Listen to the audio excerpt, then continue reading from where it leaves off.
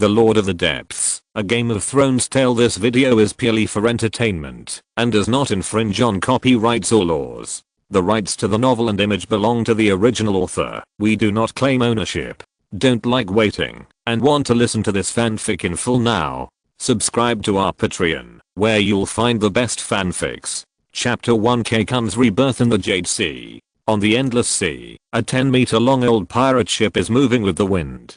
Jack Sea Dog leaned on the railing of the deck, looking at the endless sea, thinking about his future plans. His real name is Cai Kun. He was originally an elevator maintenance worker in the 21st century of Blue Star, with a salary of 10,000 yuan a month. He usually works as a keyboard warrior and goes to wash his feet when he gets paid. Although he is single, his life is still comfortable. As a result, he died suddenly in front of the computer not long ago. When he woke up again, he had become a pirate in the world of Game of Thrones, named Jack Sea Dog. The predecessor is 16 years old this year. His father is a pirate with 3 younger brothers. In fact, he is not a pirate at all, but more like a thief, who can only rob the fishermen's boats. Some time ago, his father had to do a big job, and the result was obvious.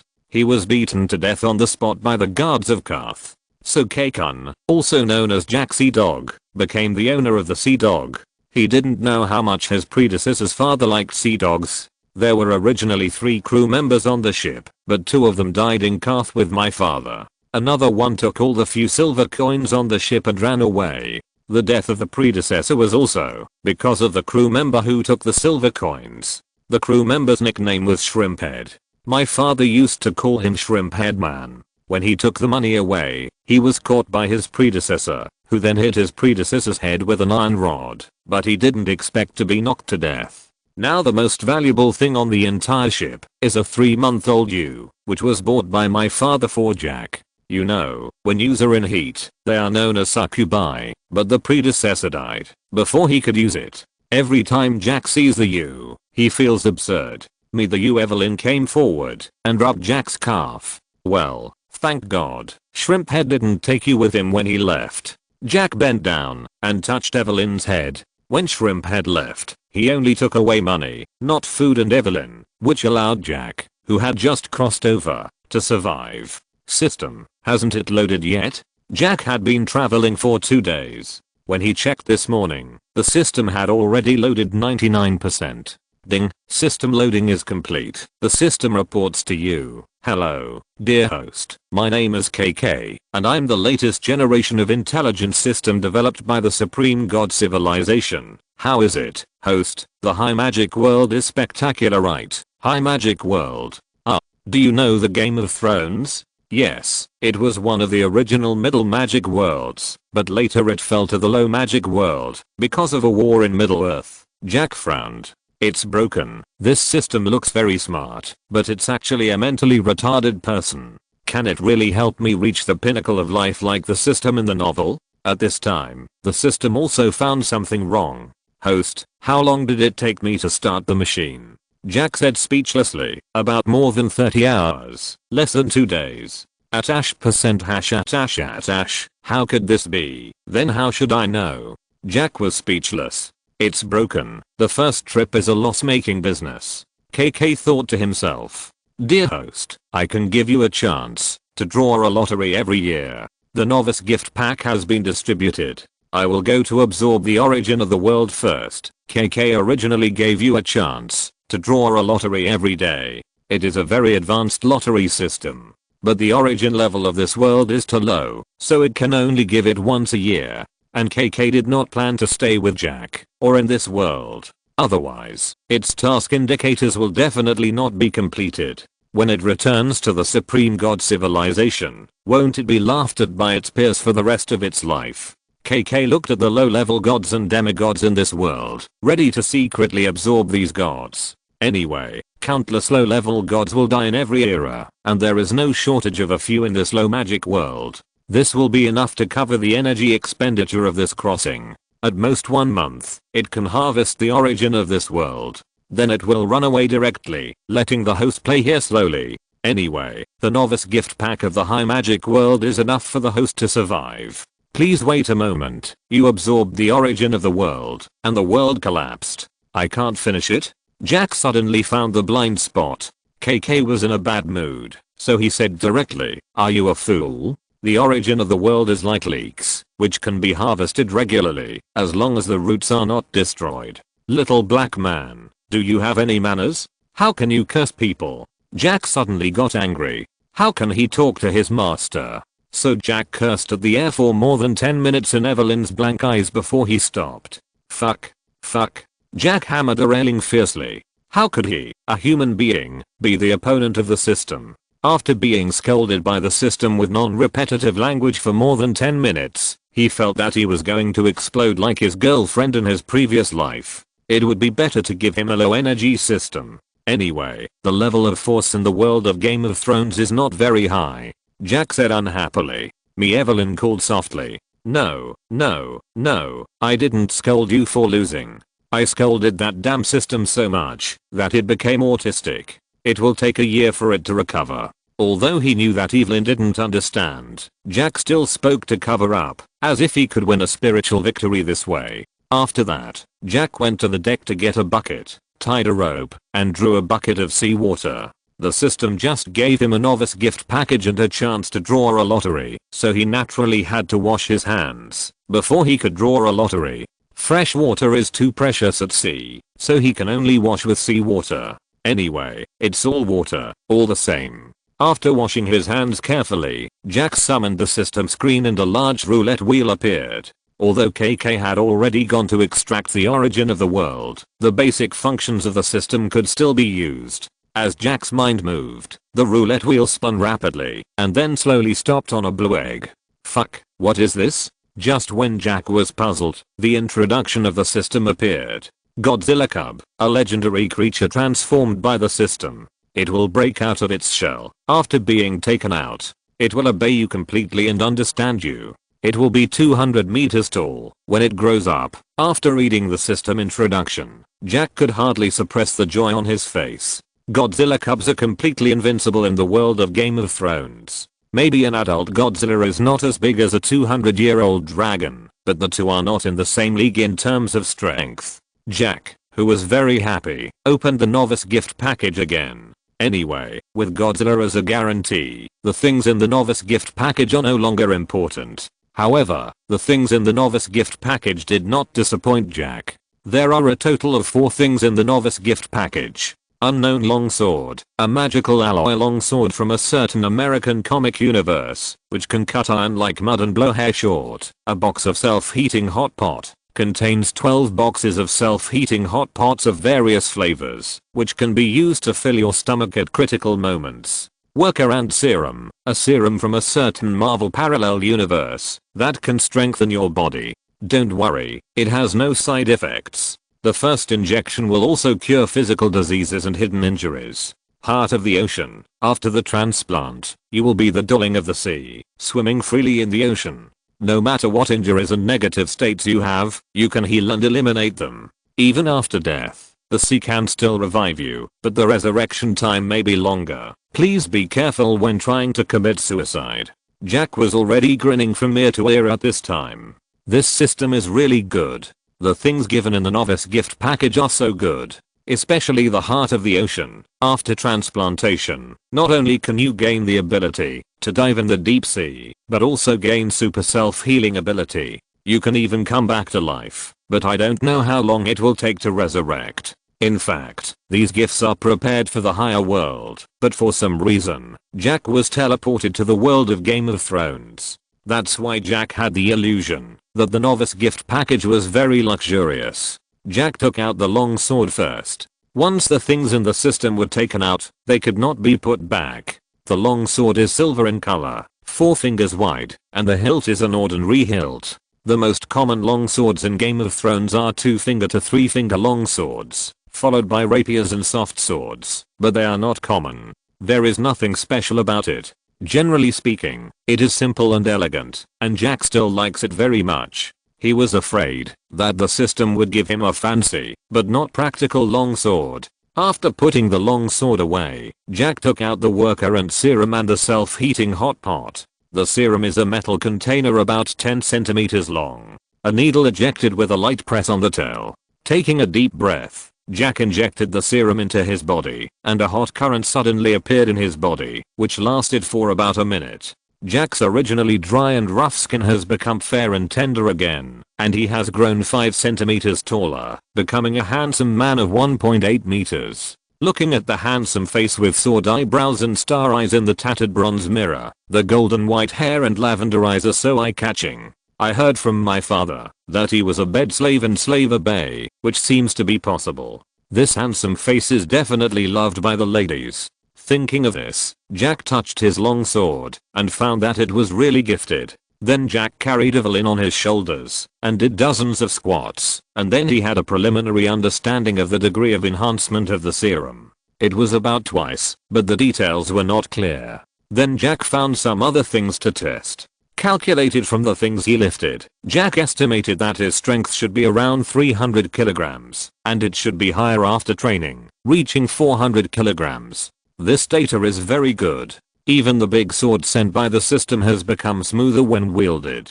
Moreover, the serum not only strengthens strength, but also comprehensively strengthens endurance and metabolism. This also gives Jack a stronger ability to resist blows and recover. The last step is to transplant the heart of the ocean. As long as the heart of the ocean is taken out, the system will automatically complete the transplant. As the transplant is completed, Jack did not feel anything special. It's just that there is a pair of gills behind the ears that can be freely controlled, which can be hidden under the skin when not in use. The heart of the ocean does not seem to strengthen Jack's physical fitness, but it will slowly transform the body so that Jack can gradually adapt to the pressure of the seabed. Finally, Jack looked at the self-heating hot pot and licked the corner of his mouth unconsciously. He almost vomited from eating dry bread during this period. The dry bread on the boat is not the dry bread like Jack's previous life. The dry bread on the boat is almost the same as the bricks. Every time you eat it, you have to soak it in water for a long time before you can eat it. And there is a layer of green algae floating on the stored fresh water. This is a problem that cannot be avoided. The smell is as deadly as the sewage in the ditch in Jack's village in his previous life. And the only meat smoked sausage on the boat. The taste is hard to describe. Every meal is like a torture for Jack. Some information comes from Wikipedia. The timeline has been slightly changed, but the impact is not great. Chapter 2, Titans, Behemoths, and Dragons. Jack ate a box of self-heating hot pot, and even the dry bread soaked in it was so fragrant. Don't ask why he had to soak the dry bread. The answer is that 500 g of self-heating hot pot is not enough to eat, and Jack is reluctant to open the second box. It's so satisfying. Jack put the remaining 11 boxes of self-heating hot pot under the bed. Jack was not worried about mice, because the mice on the ship had been eaten up as fresh meat, which means that there were no mice on the Sea Dog. After eating and drinking, Jack took out Godzilla's egg, and a half-meter high blue giant egg appeared on the deck. Within 3 seconds, after taking it out, the giant egg cracked, and then a fat Q version of Godzilla appeared in front of Jack. The whole thing looked a little fat. Jack had never seen a young Godzilla, so he was not sure if this was normal, but it looked very cute. In addition, Godzilla is just a group name, not a separate name. So Jack gave Godzilla a name, Poseidon, which means the Emperor of the Ocean, the Seeking Poseidon. This name is much better than Jack's last name, and Jack also changed his name to Jack Poseidon. He changed his last name from Sea Dog to Poseidon. After all, the title of Sea Dog is too embarrassing. It's impossible for Jack to become rich in the future and people ask you what your name is. Then Jack loudly announced his name. I'm Jack Sea Dog. In the world of Game of Thrones, it is very normal to announce your name after meeting someone, just like your resume. Jack doesn't want to embarrass himself in the future. Jack looked up at the flag of the Sea Dog. It is said that it is a vicious dog with big teeth. Jack also believes in his father who he has never met. He really wants to sue a vicious sea dog, but maybe because of his poor skills, the sea dog on the flag looks more like a pig than a dog. Patting Poseidon's little head, Jack pointed to the flag on the ship. Can you use atomic breath to shoot that thing down? Poseidon blinked his little eyes. Although Jack didn't speak like a human language, he still opened his mouth and took a deep breath. A faint blue light emerged from his chest and back, followed by a blue beam of light. But it only lasted for less than a second, and it dissipated into the air before it touched the flag. A trace of loss flashed in Poseidon's little eyes. As a creation of the system, he had been implanted with the idea of being loyal to Jack since birth. However, it did not complete the first task Jack gave it. Jack was very surprised to see Poseidon's lost eyes. He underestimated Poseidon's wisdom and instinctively thought that Poseidon was just a tool created by the system. But now it seems that this is not the case. Poseidon has his own emotions and wisdom. Jack hurriedly stroked Poseidon's little head and praised, "Not bad, not bad, you did a good job." As a titan beast, Godzilla would be guilty if he was not confident because of his own raising. Sure enough, hearing Jack's praise, Poseidon's little eyes immediately showed a happy look. At this time, Evelyn walked over slowly, looking at Poseidon curiously, wondering why this guy could stand on two legs. Poseidon also looked at Evelyn curiously. A trace of saliva flowed out, and then he opened his mouth wide to bite Evelyn. Meow. The sudden attack scared Evelyn, and she quickly hid behind Jack, then stuck her head out between Jack's calves to observe Poseidon. "Poseidon, Evelyn is my child bride, you can't eat her," Jack said jokingly. Poseidon nodded when he heard it, indicating that he knew. Then he stretched out his claws to wipe his saliva, but his hands were too short to reach his mouth. Jack stepped forward and wiped his saliva with his sleeves. "You need to go fishing in the sea by yourself. There is only dry bread on the boat, which is vegetarian, and you can't eat it." Poseidon patted the deck with his tail, then came to the edge of the deck and jumped down, entering the bottomless ocean. Although the Godzilla clan is also very strong on land, the ocean is their home. Jack doesn't have to worry about Poseidon getting lost. As a system-produced Godzilla, he can perfectly identify the magnetic field of the Game of Thrones world. He can also sense Jack's position regardless of the distance. Speaking of the Game of Thrones world or the world of ice and fire, we have to mention the famous American TV series Game of Thrones. I believe that more people have only watched American TV series, but not the original books, such as Jack. But Jack has also learned part of the original book. He has only watched the TV series of Game of Thrones, and he has not read the original novel A Song of Ice and Fire. From the plot of the American TV series, the plot of the entire Game of Thrones revolves around the power struggle on the continent of Westeros. The Targaryen dynasty, which ruled Westeros for 300 years, was overthrown. Then the new dynasty of Westeros did not gain a foothold, and fell into a multinational hegemony similar to the Warring States period of the ancient Celestial Empire. It's just that the scale is much smaller. And although Jack thinks that the first 6 seasons of the entire American TV series are very exciting, they are not so outstanding in terms of power struggles. Jack knows that if he does not have foresight and modern insights, he may not be as good as the natives of Game of Thrones. But this does not prevent Jack from calling it the Song of Assassination and Grass 13. But who can blame Jack for having foresight and modern knowledge? Not to mention that Jack is a Chinese. He still admires the political tactics of his ancestors more, which makes him look down on the political tactics in the game of power. Through the memory of his predecessor, when his father went to the port of Karth to steal things, the mother of dragons, Daenerys Targaryen, had not yet arrived in Karth. That is to say, Daenerys has not hatched 3 baby dragons yet, and she is even still in Pentus, and the plot has not yet fully begun. So Jack will face 3 choices next. The first is to get involved in the power struggle in Westeros, and use Jack's foresight to get some benefits, and expand his fleet. But Westeros pays attention to bloodline and origin, and the benefits that can be obtained are minimal. The second is to wait for Daenerys to arrive in the slave bay, and then surrender to Daenerys, fish in troubled waters, and expand his fleet. This method is not bad.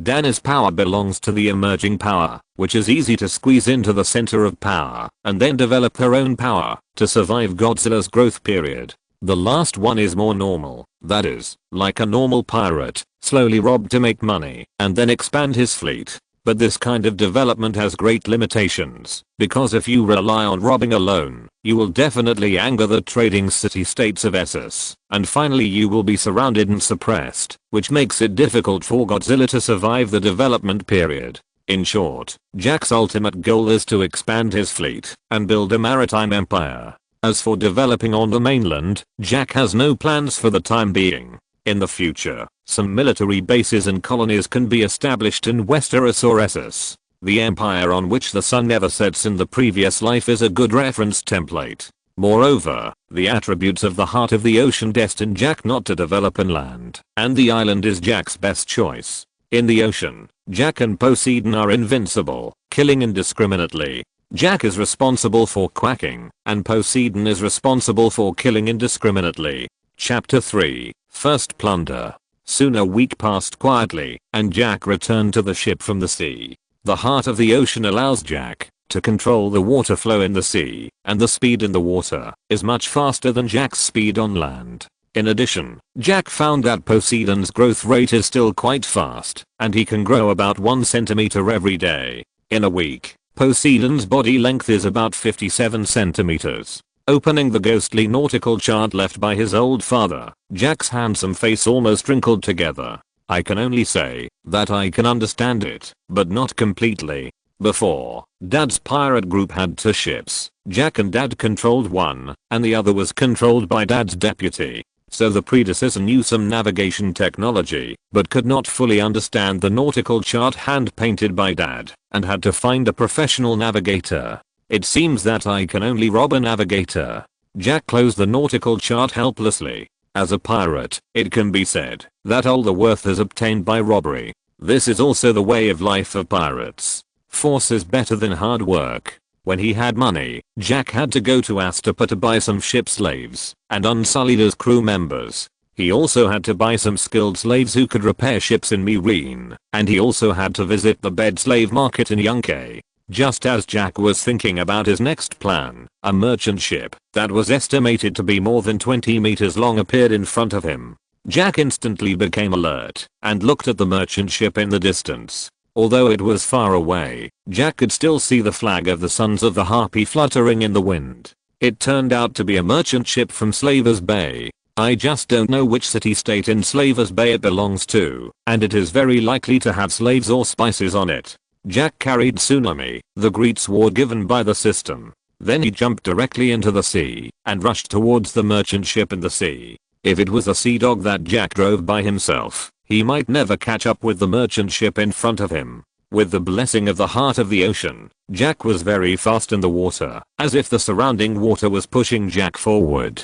Soon Jack came to the bottom of the merchant ship and climbed onto the merchant ship with the help of the spike. When Jack climbed onto the merchant ship, everyone was stunned, looking at the young man with a confused face. How did this man climb up?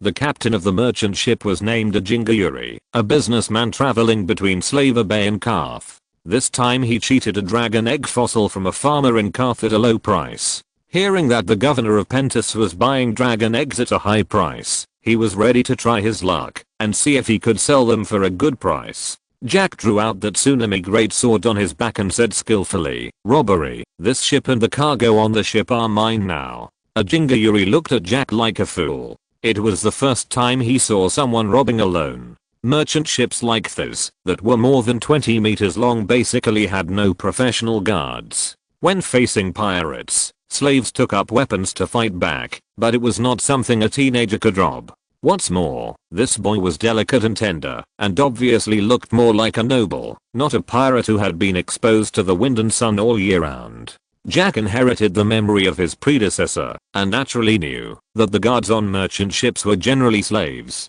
That's why he dared to come and rob the ship alone. His predecessor had often participated in battles and knew some combat skills. In summary, Jack thought he had the advantage and could attack. After all, there was a big gap between slave soldiers and professional guards or mercenaries. A Kinga clapped his hands, and soon, in the eyes of everyone's ridicule, Jack saw 7 fully armed mercenaries walk out of the cabin. All 7 of them were wearing leather armor and holding scimitars. Jack raised his eyebrows and thought to himself that something was wrong. It was not cheap to hire these 7 fully armed mercenaries. This trip would cost at least hundreds of gold coins. 1 gold dragon is equal to 30 silver moons, 210 silver deer, 1470 copper stars, 2940 copper wheat, 5880 half copper wheat, 11,760 copper cents.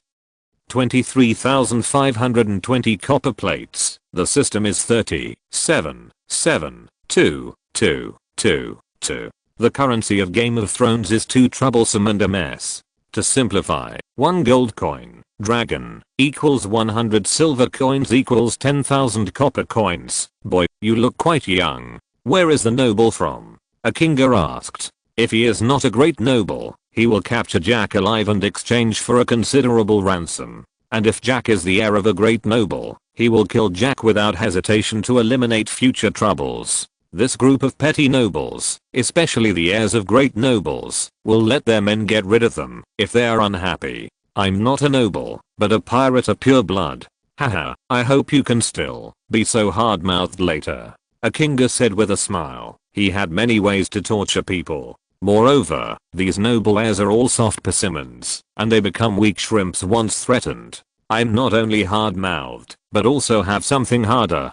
Do you want to let your mother taste it? A Kinga's face turned black, and he immediately thought that Jack couldn't be a noble. Aristocrats wouldn't be so vulgar. And he hated people talking about his mother the most, because his mother was the first pot of gold he saved by receiving customers. Capture him alive. I will torture him to death. A Kinga's tone was full of anger. As soon as the voice fell, before the 7 mercenaries took action, Jack turned over and jumped into the sea, leaving everyone confused. Just kidding. 7 mercenaries wearing leather armor and holding scimitars. Jack can't deal with them with his current strength. The force in the game of power is very low. There is no situation where one fights dozens of people, and those who can fight 10 are absolutely the first tier strongmen. Although Jack is very powerful now, he does not have strong swordsmanship and armor. If a person is killed, he will die. Facing a group fight with many people, Jack without armor will be attacked and killed by others if he is not careful.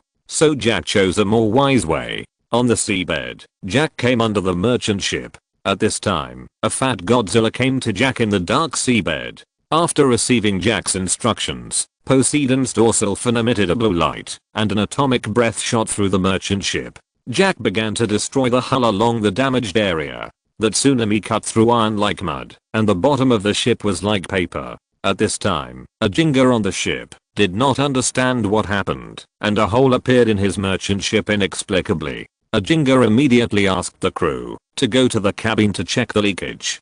Damn little beast. A Jinga knew without thinking that this was the masterpiece of the little beast just now. He didn't know how to destroy the hull. However, all a Jinga did was just a dying struggle. The speed at which the hull was destroyed was far beyond a Jinga's expectations. A Jinga was filled with shock and anger. He hurried into the cabin and found a small wooden box among the many boxes. Picking up the small wooden box, a Jinga ran towards the spare aft on the ship. At this time, the sinking of the purple grape was a foregone conclusion.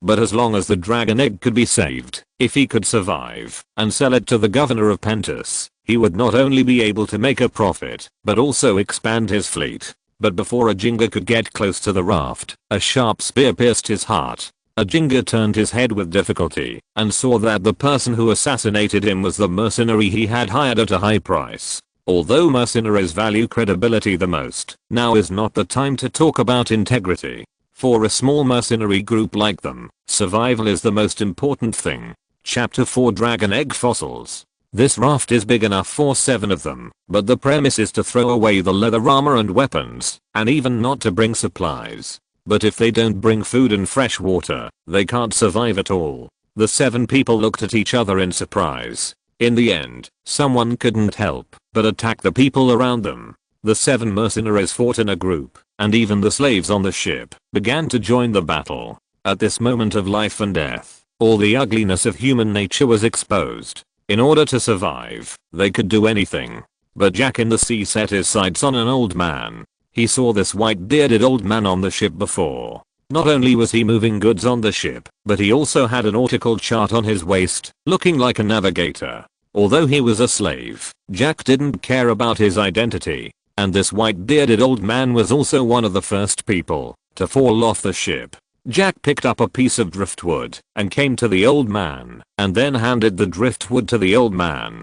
The old man immediately understood what Jack meant and grabbed the driftwood tightly. Soon half of the purple great merchant ship sank into the sea, and dozens of people on the ship were still fighting for the raft. With the heart of the ocean, the gills behind his ears, can continuously provide him with oxygen, and it is even easier to stand in the sea than on land. So Jack was not in a hurry to harvest lives, but chose to get close to the merchant ship in the sea to see if there was any cash or treasure. When the number of algae in the seawater is about the same as the light intensity, the visibility of normal people in the seawater is very low. The heart of the ocean helped Jack solve this problem, allowing Jack to still maintain a certain degree of vision in the deep sea. Jack searched in the cabin, and many wooden boxes were surging in the cabin with the water flow, but Jack opened several in a row, all of which were spices. Although spices are also valuable, spices soaked in seawater are not valuable, and what Jack wants is cash.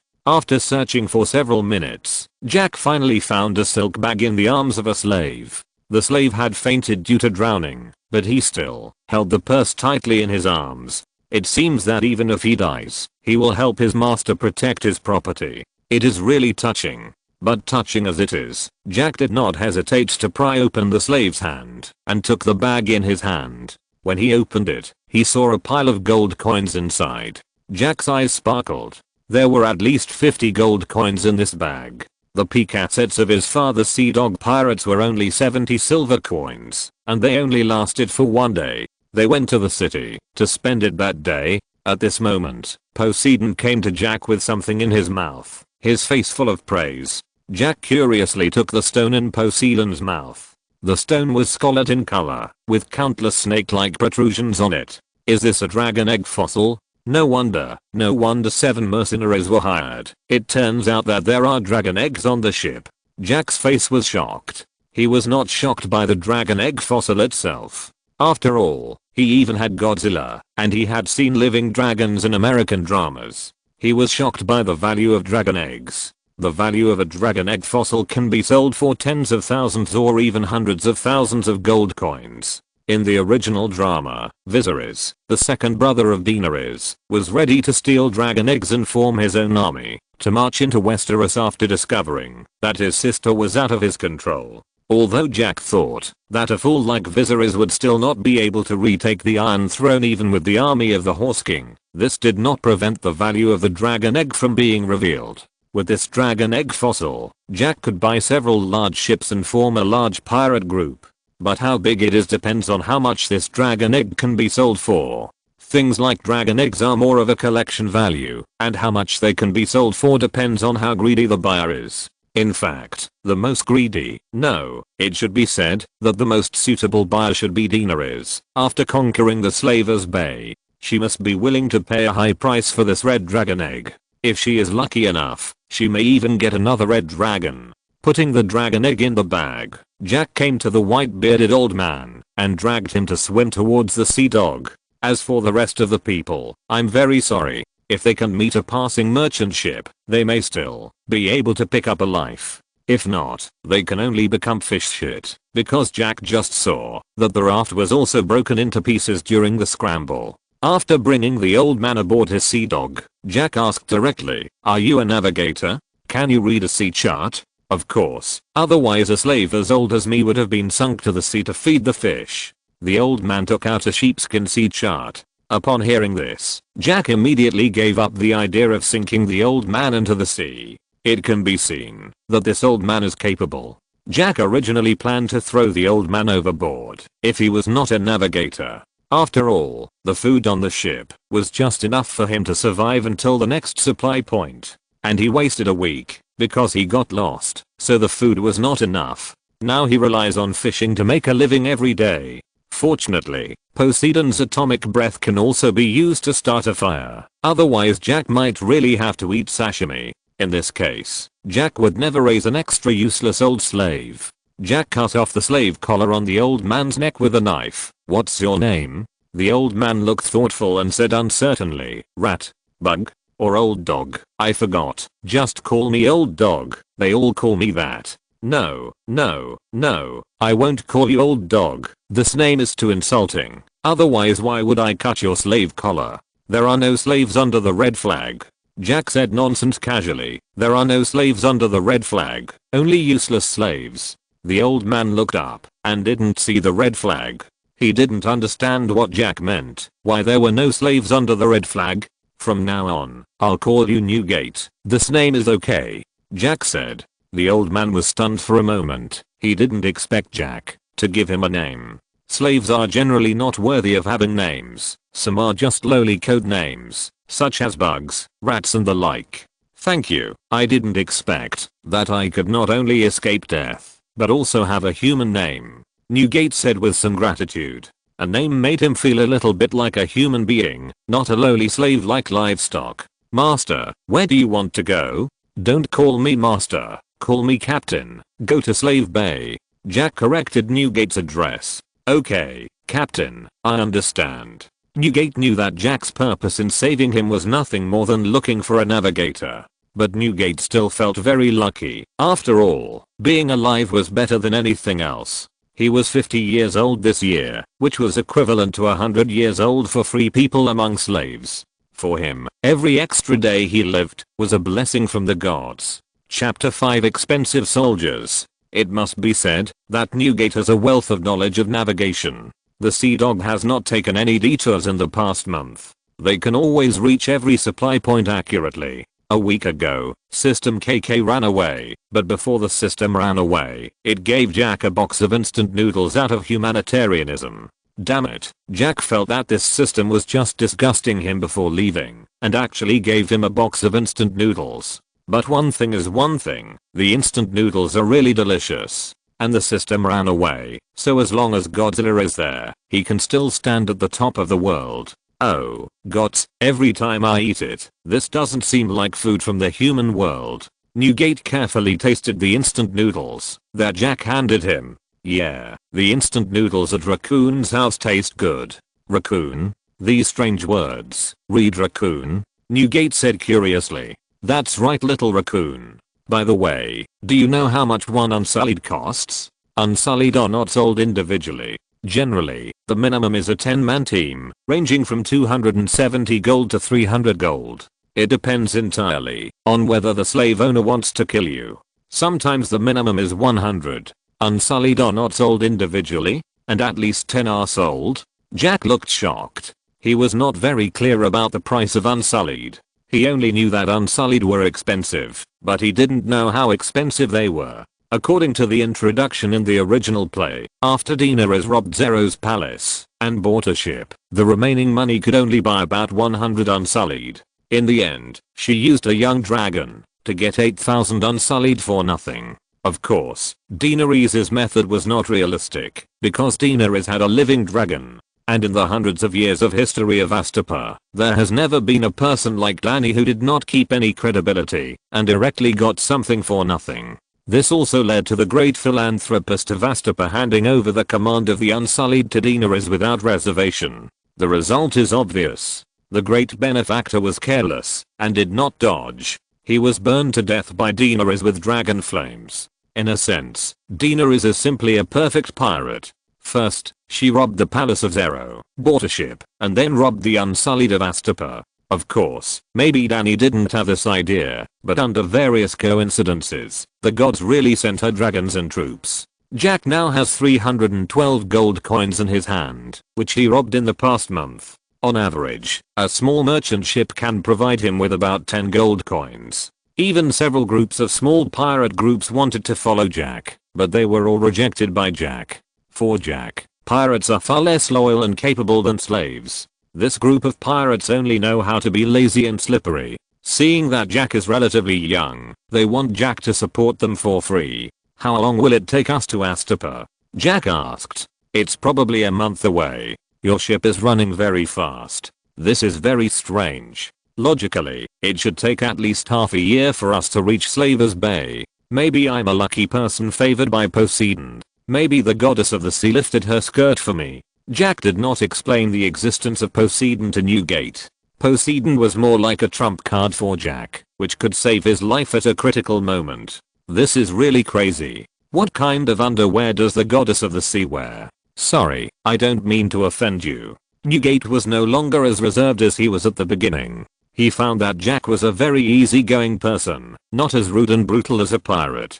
Probably white silken thongs, which would be pure and sexy. I love it. Newgate didn't know what white silken thongs were, but they must be very beautiful. The goddess of the sea couldn't wear ugly clothes. Just as Jack was driving the Sea Dog to Astapor, Westeros began to surge under currents. Since Robert Baratheon sat on the Iron Throne, the whole kingdom began to become restless. It was like an invisible black hand was stirring up trouble behind the scenes, constantly creating chaos. Although Robert was addicted to wine and sex after ascending the throne, it did not mean that his head was filled with wine. He keenly sensed that something was wrong.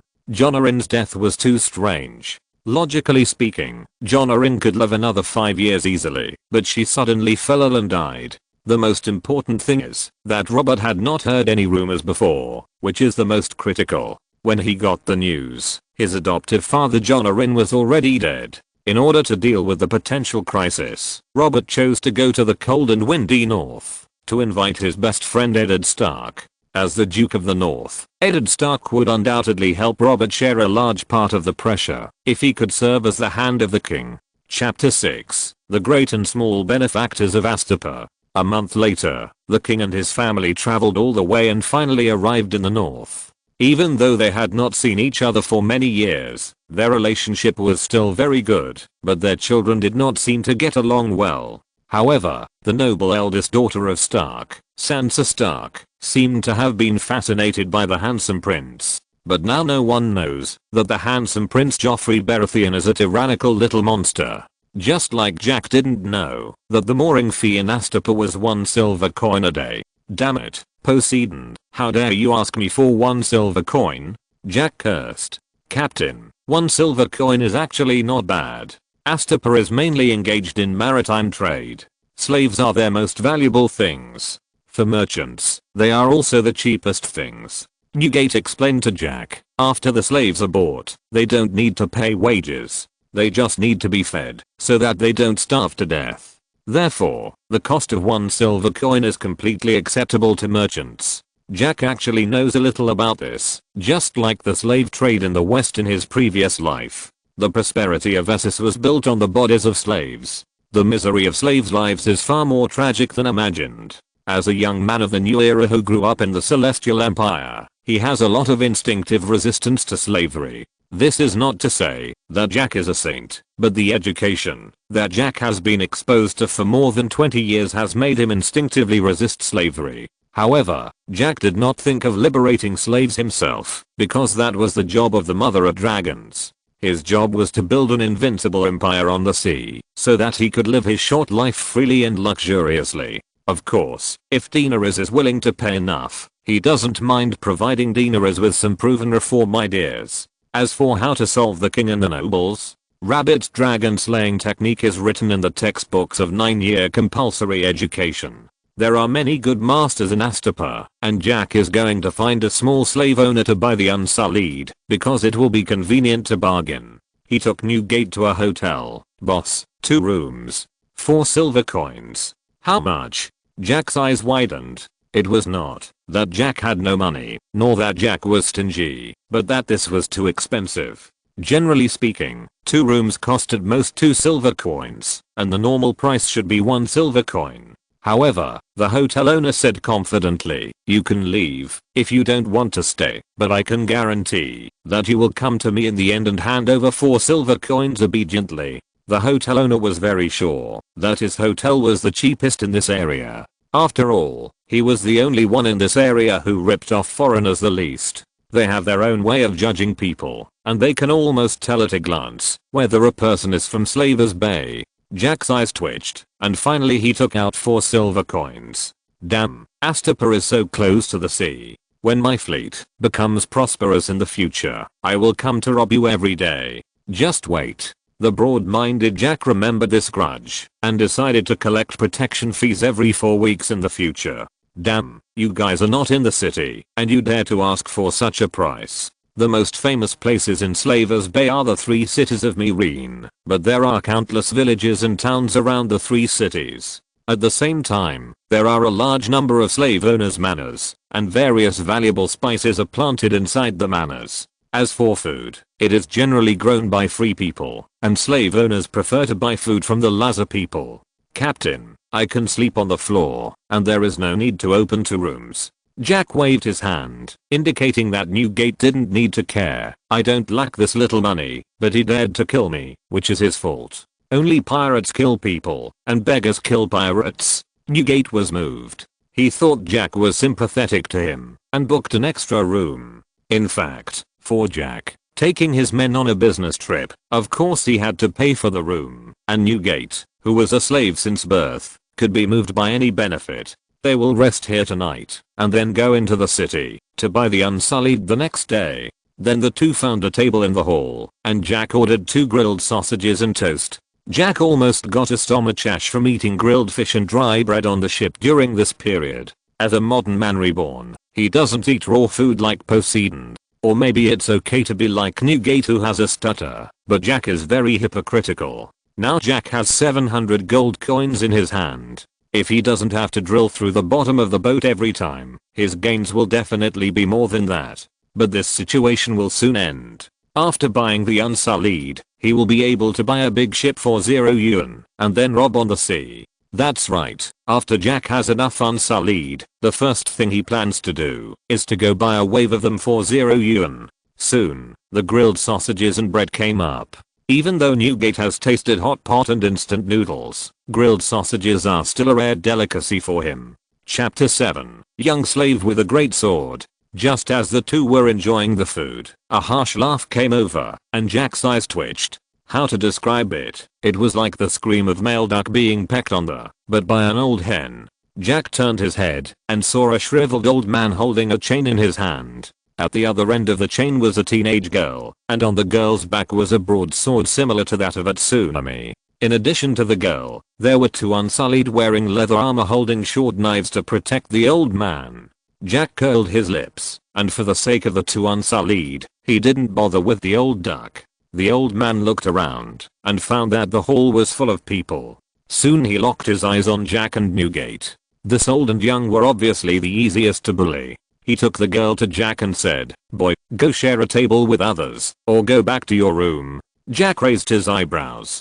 "Damn, you think you are easy to bully, right? There are 5 tables in the whole hall, but you chose your table." Newgate was very calm. There were groups of people at other tables, but there were only 2 of them, one old and one young, who looked very easy to bully. So this kind of thing is normal, and you have to pick on the weak. "Old man, do you think you have 2 Unsullied?"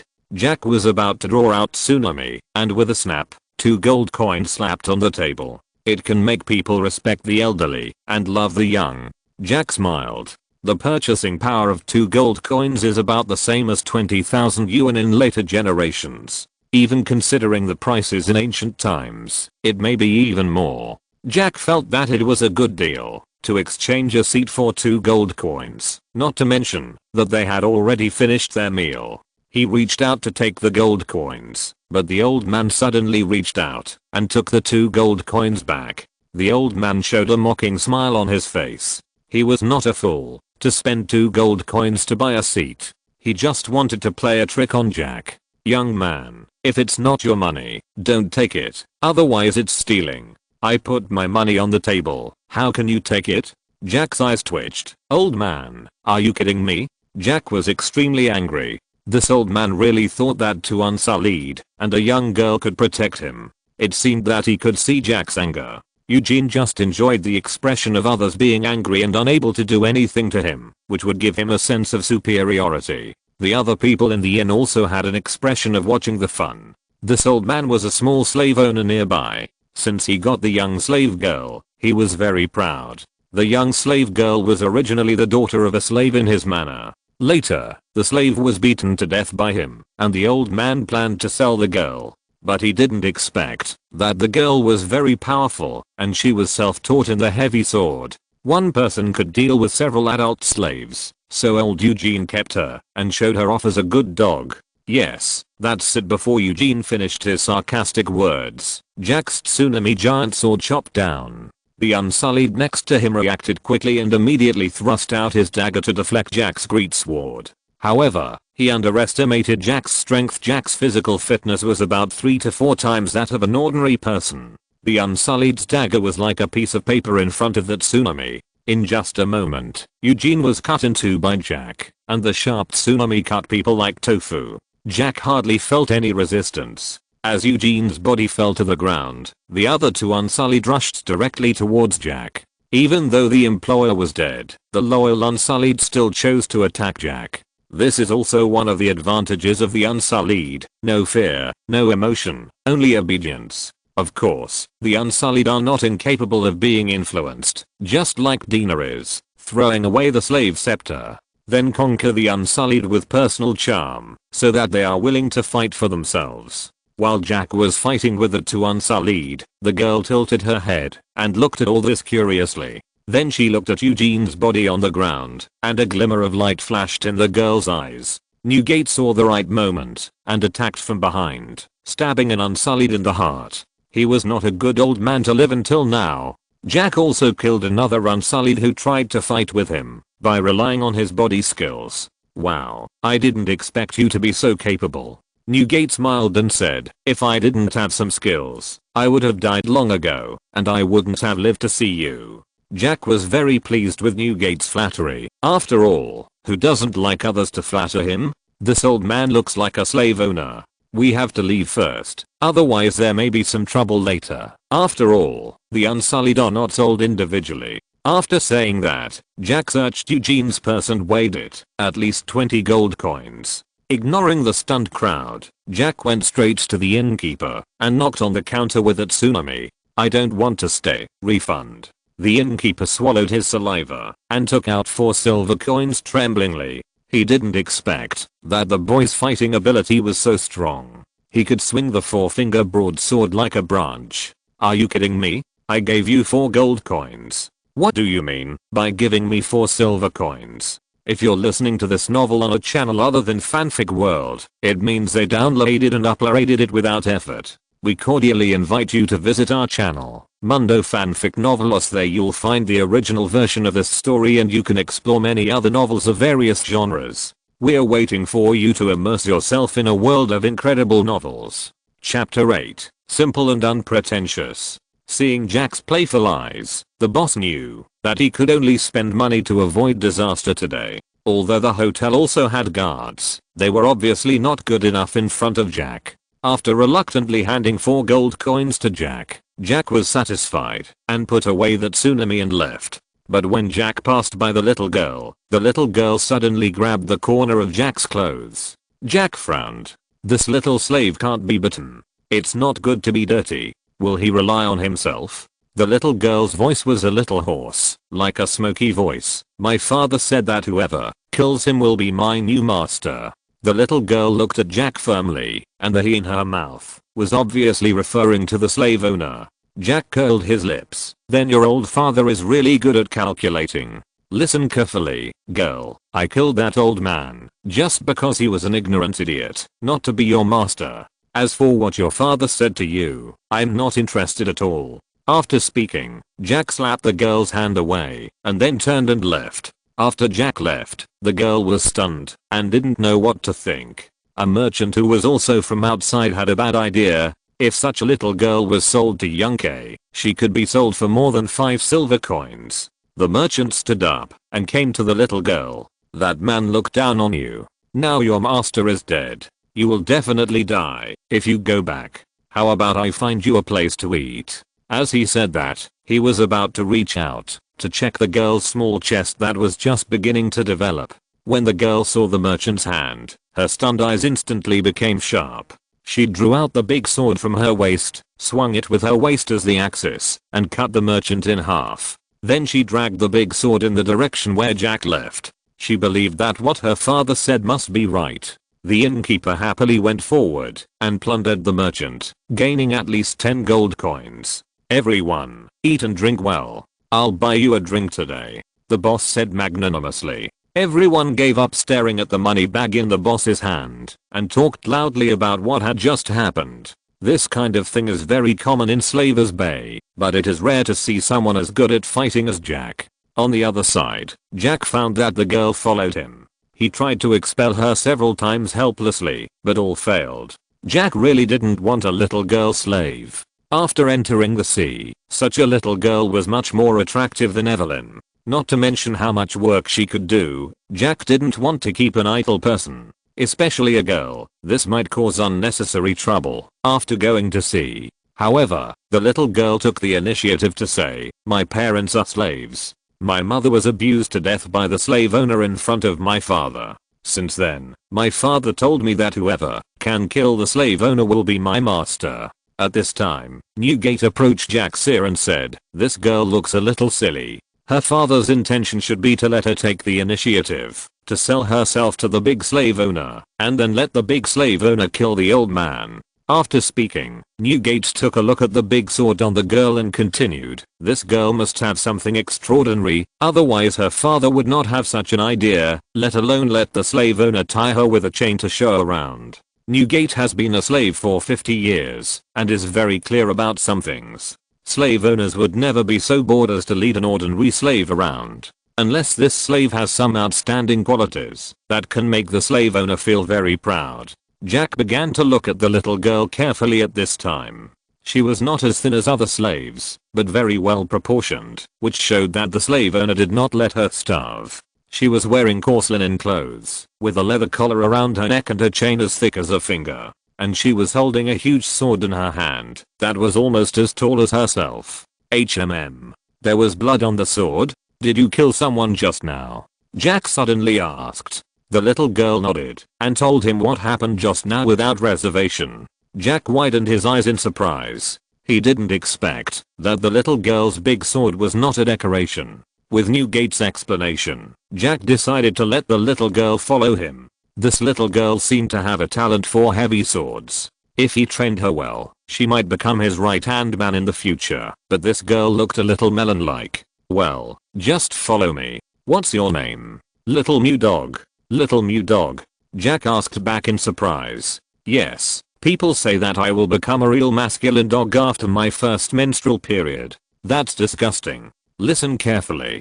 From now on, you will be called Vitaly. This is a very nice name. As for the previous name, don't mention it anymore." Newgate looked at Vitaly with a kind face. "Why don't you thank the captain quickly?" "Thank you, master." Although Vitaly was a fool, she could also hear that this name was very nice. Jack took out the dagger from his waist and removed the collar from Vitaly's neck. "You don't have to call me master. Just call me captain like everyone else." Newgate echoed. The captain said that there should be no slaves under the red flag. "Although I still don't know what this sentence means. You are no longer a slave from today." Jack didn't expect that his joke would be remembered by Newgate. Vitaly stared at the collar that fell on the ground blankly and then said, "You opened the collar on my neck. Am I free now?" "Yes, you are free. How do you feel? If you want to leave, I won't stop you," Jack said. Unexpectedly, Victoria shook her head and said, "They all say I'm stupid, but I'm not stupid at all. Most of the time, I'm very smart. If I leave, how will I eat?"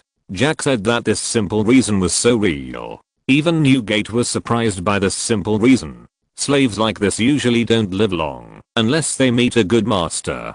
Chapter 9. You have changed. The sky was dotted with stars, and the moonlight mixed with the cold wind covered the world. At this time, in the carriage that Jack borrowed casually, Vitaly huddled up in Jack's arms to resist the cold. The carriage had no roof, just a wooden board with 2 wheels, and some straw. At this time, Newgate, who was driving, was sleepy, but he still whipped the inferior horse from time to time. They had to get to Astapa quickly. "I hope I can sleep in a warm hotel tonight." Jack was enduring the peculiar smell coming from Vitaly at this time, and was counting the stars in the sky out of boredom. He knew the time on the road. At this time, Westeros was in the 299th year of the Egan calendar, which was when Eddard Stark just went to King's Landing. At this time, the Dragon Mother had just been sold to the Horse King by her second brother. She was still a pure girl, fantasizing about living happily in Pentos forever. However, her second brother Viserys Targaryen's desire to restore the country was much stronger than Daenerys imagined. As Viserys said, not to mention the Horse King, even if all the warriors and horses under the Horse King played with her, Viserys would not care. Just as Jack was also falling asleep, Newgate's voice suddenly came. "Captain, we are in Astapa." "Huh? Are we there?" Jack woke up immediately. Astapa is located at the mouth of a winding river, which the Astapori call the Worm River, which flows into the Slavers Bay from the east. To the south of Astapa are the Giskari Mountains, where the ruins of the ancient Giskari are hidden. On the Cedar Island west of Astapa, the declining Giza and Verus face each other across the sea. Astapa is the southernmost slave city in Slavers Bay. Yunque is located 100 leagues to the north, and Miwin is 50 leagues away. Travelers with good horses can reach Yunque from Astapa in 6 days along the ancient Giskari coastal road. At this time, Astapa did not close the city gates because of the night. For Astapa, the 9,000 unsullied in the city are enough to destroy any invading enemies. Even the Dothraki. Astapa is an ancient city, but the population is not as high as it used to be. The most famous building in Astapa is a step pyramid, the highest of which is 400 feet. Various trees, vines, and flowers are planted on the pyramid, and at dusk, the good masters will light up silk lanterns of various colors. Yachts cruise in the Worm River. All streets are made of red bricks, and red bricks also include step pyramids, arenas dug deep into the ground with circles of seats gradually descending, sulfur fountains, dark wine shops and ancient walls around the city. The air is full of fine red dust, and when the breeze blows, the dust flies along the gutter. Newgate introduced this ancient city to Jack while driving the carriage. In the end, the three of them chose a hotel that looked more reliable. After booking 2 single rooms, the owner gave Jack a large bucket of hot water for free at his request. Jack handed Newgate a silver coin and asked him to buy some clothes for little girls, and he took vitriol to take a bath and wash himself. By the way, the smell on the pirate was indescribable, just like when Evelyn was just brought back from the sheepfold by her father. It was even more smelly. Oh my god. Speaking of Evelyn, Jack had to complete the deal quickly. He only left Evelyn with 3 days of rations. Vitelli didn't seem to like taking a bath, but under Jack's order, she still let Jack fiddle with her. Damn, Jack felt that, after taking a bath, Vitelli was at least 2 pounds lighter, and the mud balls fell like rain. But the results of the bath were obvious. After washing, Vitelli didn't feel very beautiful. It can only be said that she was more delicate, but the pair of eyes as bright as the evening star was still a big plus. To be honest, Jack was a little disappointed. He was still expecting that the little lolly he picked up would be a beautiful beauty. But in fact, slaves' children are rarely beautiful. Did I disappoint you? Vitelli suddenly asked. No, of course not. Jack quickly denied it. He was really satisfied with Vitelli. Jack thought he would have a good-looking, capable and good fighting personal secretary in the future. But Vitelli obviously meant something different from Jack. I may not be pretty enough, Captain, but my mother has taught me a lot of bed skills. I can make it easy for you. Jack pinched Vitelli's little face and said, you know a lot, little girl. Let's wait 2 years for this kind of thing. You are too young. Vitelli pursed her lips and said, I know, but you have become like this. I think I can help you relieve it. My mother told me that when a man becomes like this, it is the turn of women to come on stage. Jack's eyes suddenly widened a little. You don't need to solve this problem. I will find a cheap prostitute to solve this problem. Jack turned and left to get the clothes that Newgate had just sent. Vitelli frowned and looked at Jack's back and bit her lip. Her mother said that when a man finds excuses not to touch you, it means that he is tired of your body. But Jack clearly didn't touch her body. Could it be that he got tired of her body after giving her a bath? Chapter 10 Brutal Training. The next day, after much inquiry, Jack found a small benefactor, Hago Veasley. There are at least hundreds of benefactors in Astapa, among which the big benefactors have thousands of unsullied, while the small benefactors often have only dozens. In addition, there are all kinds of slaves in Astapa, such as bed slaves, skill slaves, ship slaves, etc., which just saves Jack the time to go to Yunque and Miwin. After the introduction of the informant, Jack met this benefactor in Pride Square. Amber skin, wide nose, black eyes and dark red hair. Very typical appearance of Astapa. Most Astapa people are descendants of the ancient Gis. Most of them have amber skin, wide nose, black eyes and black or dark red hair, or the red and black mixed hair unique to the ancient Gis. Free Astapa nobles are used to wearing toka robes, which is a symbol of nobility. Their hair is greasy and strangely shaped, and they also have yellow silk cloaks with copper plates sewn on them, which represent their status. Their robes are embroidered with silk threads, and they wear sandals and pleated linen skirts below the waist. Hello, are you Jack Poseidon? Yes, I heard that you have some unsullied, and the price is quite suitable, so I came to take a look. Jack also speaks Valyrian. Although he can't write, there is absolutely no problem in communication. This is one of the few things his father can teach him. Of course, the price is absolutely cheap. I wonder how much you want to buy? 700 gold coins. 700 gold coins? Okay, my unsullied are outside the Pride Square. I'll take you to see it.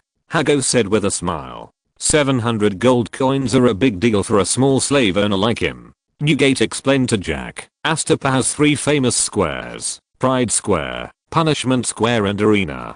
Pride Square is an open market, where slave owners bring their customers to watch their slaves. In the center of the square is a red brick fountain with a bronze statue of the Astapa harpy on it. Punishment Square. It is located inside the main gate of Astapa. Punishment Square is where new slaves are brought into the city. Those rebellious slaves will be punished or executed there. The arena is a place for entertainment activities. It includes girls fighting bulls, and children covered with honey and other food fighting bears. The spectators will bet on which child the bear will eat first. Then the arena will be named after the owner of the victorious slave. Jack's eyelids twitched. No wonder Dina has wanted to liberate this place. For free people and nobles, this is heaven. But for slaves, hell may be better than this. Fortunately, Dina has not received the education that Jack has experienced. Otherwise, she will definitely nail all the slave owners to the cross, and no one can persuade her. I have 62 unsullied in my hand. I will give you 25 gold coins each, a total of 28 unsullied, and then I will give you 2 bed slaves and ship slaves. You're welcome.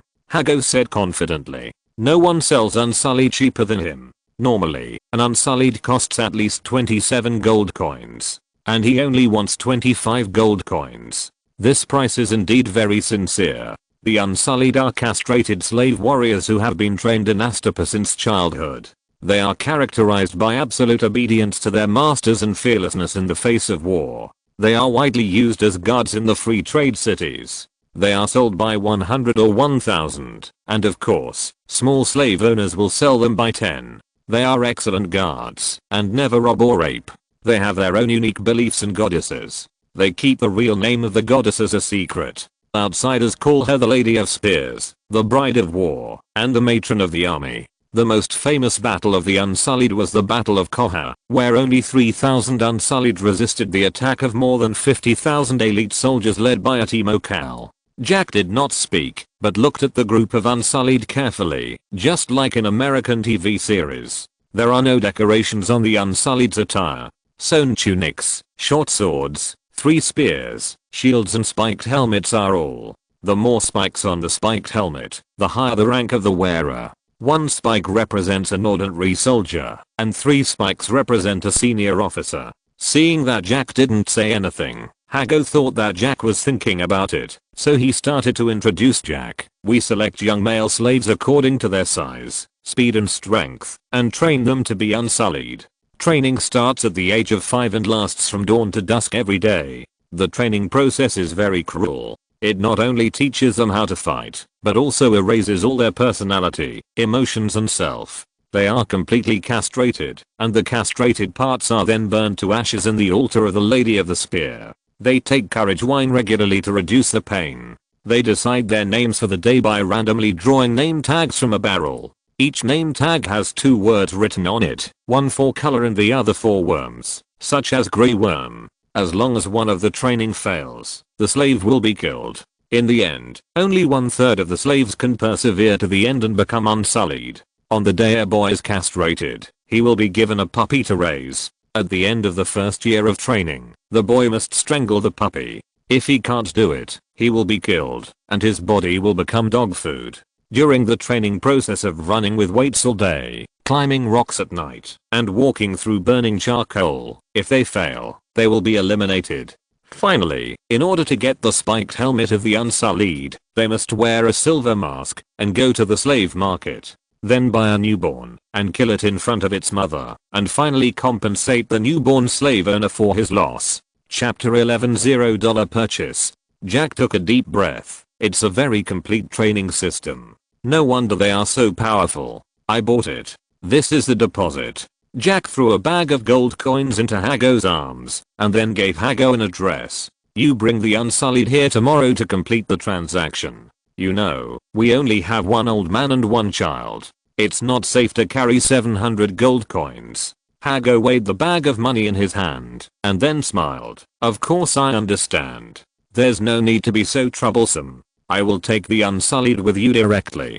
700 gold coins are worth Hago's trip. Thank you. We will set off now. My lamb is waiting for me on the boat. After Hago asked Jack to select 28 Unsullied, he immediately gave 2 bed slaves and boat slaves. These 2 bed slaves are virgins. I'll give them to you.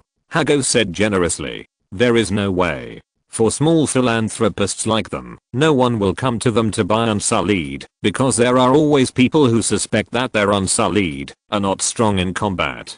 But in fact, they are all trained in the same way. The 2 bed slaves were pretty good looking, with very white skin, and looked like the sheep Malaza people. As for the 2 ship slaves, they were young men under 20 years old, and looked very capable, suitable for doing some odd jobs on the ship.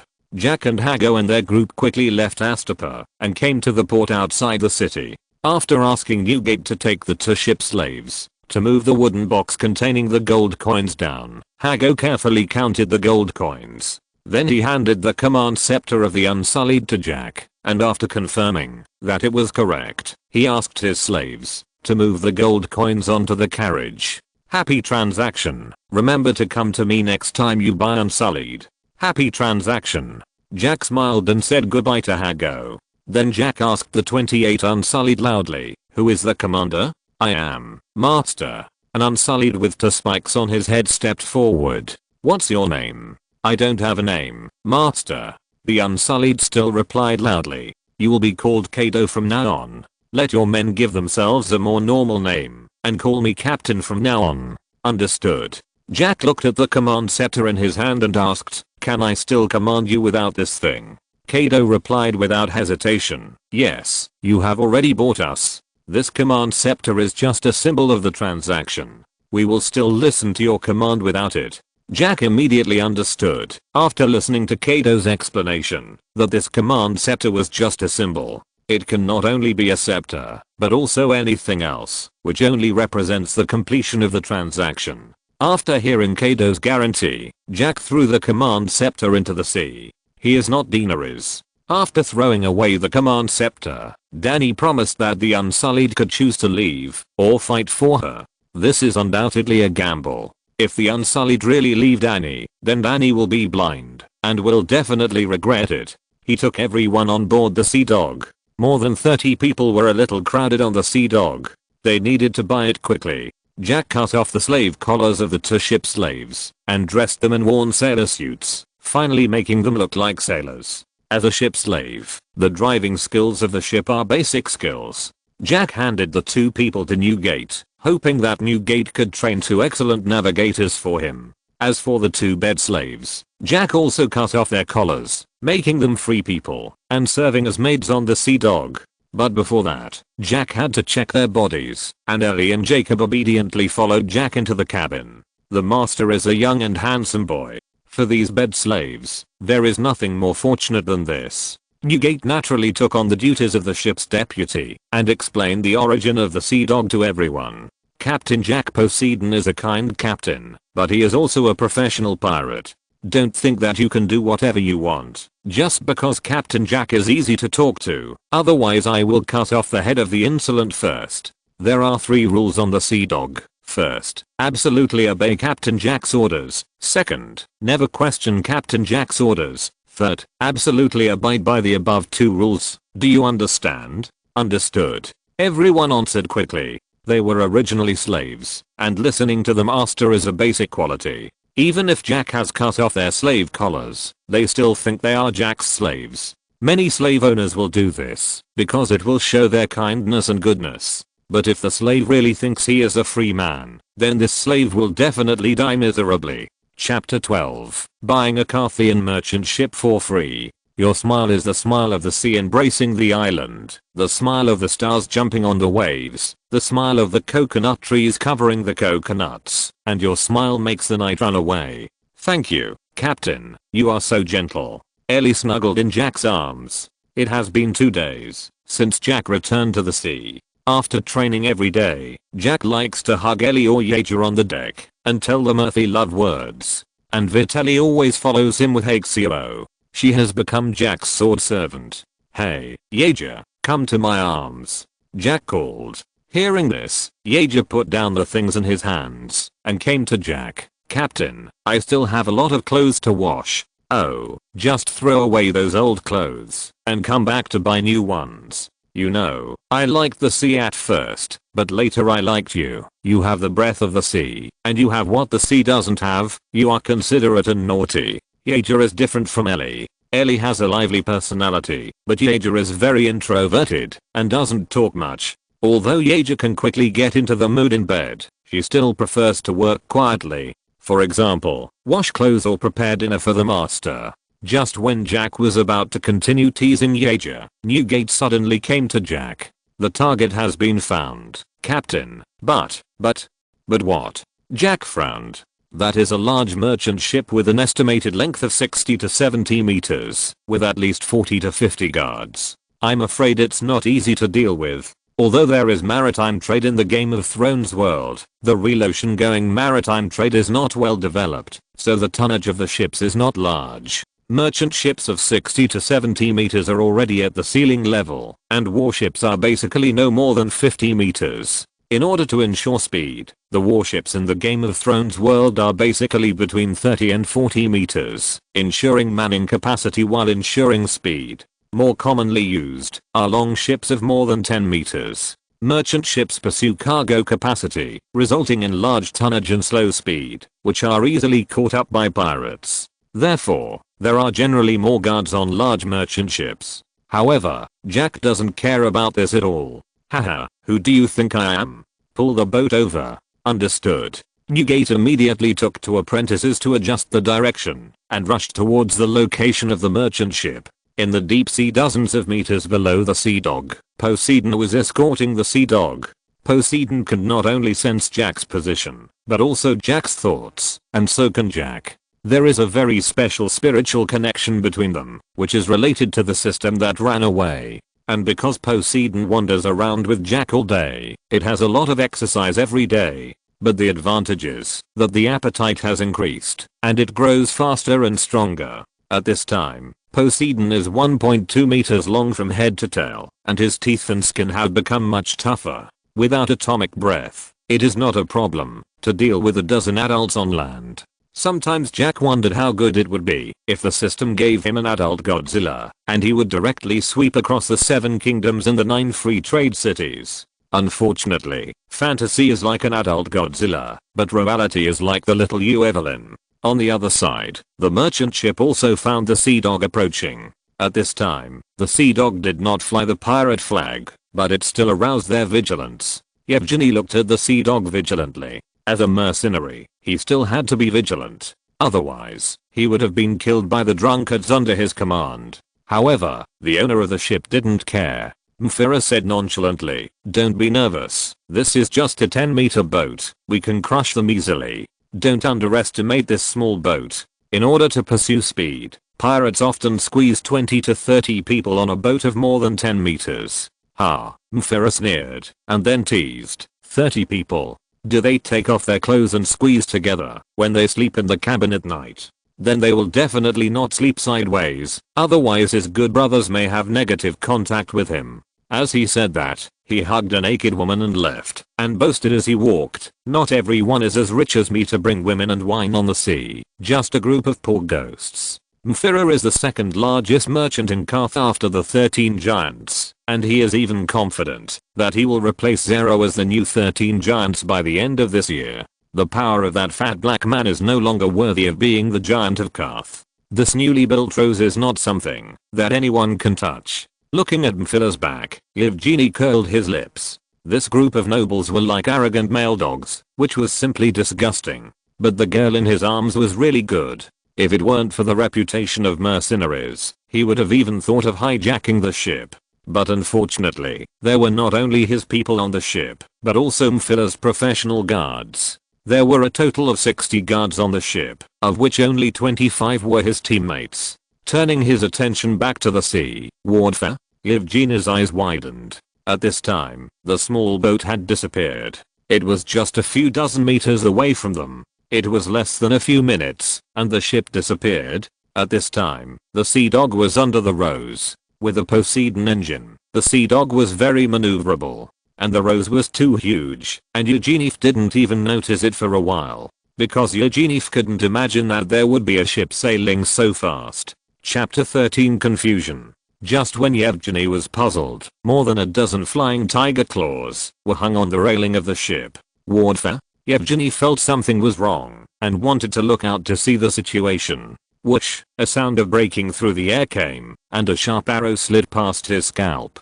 Oh shit. Yevgeny covered his head, and turned back and shouted loudly, "There are pirates! There are pirates! Get weapons!" Hearing Yevgeny's shout, the slaves on the ship were stunned for a moment, and then quickly looked for cover, and the guards quickly gathered. On the other side, Jack shook his head in disappointment. His archery skills were still not good enough. He was clearly aiming at the head of the man just now. He jumped into the sea suddenly. With the help of Poseidon, Jack jumped out of the sea and directly crossed 2/3 of the height. The remaining small distance was easy for Jack. Just when Jack just stuck his head out, a group of guards were holding knives and preparing to cut the rope. "Hey, man, hello, can you lend me some honey bread?" Jack was a little embarrassed. Who would understand his family? As soon as he showed his head, there were more than a dozen people holding machetes. The guards looked at each other and immediately rushed up to crack Jack's head, but Jack was faster and flipped onto the deck with force. "Wait, everyone, I have no ill intentions. Our ship is leaking, so I had to do this. Please, believe me, okay?" Yevgeny pouted and nodded. "If you weren't wearing leather armor and the big sword and shield behind you, I might really believe you. Kill him," Yevgeny ordered without hesitation. He saw that Jack wanted to delay time. Fuck, what bad luck. Jack leaned against the guardrail, holding a shield in one hand and a sword in the other. Relying on his powerful strength, he swung that tsunami like a branch. For a while, no one dared to step forward. Are you kidding? A few hundred copper coins a month. What's the point of risking your life?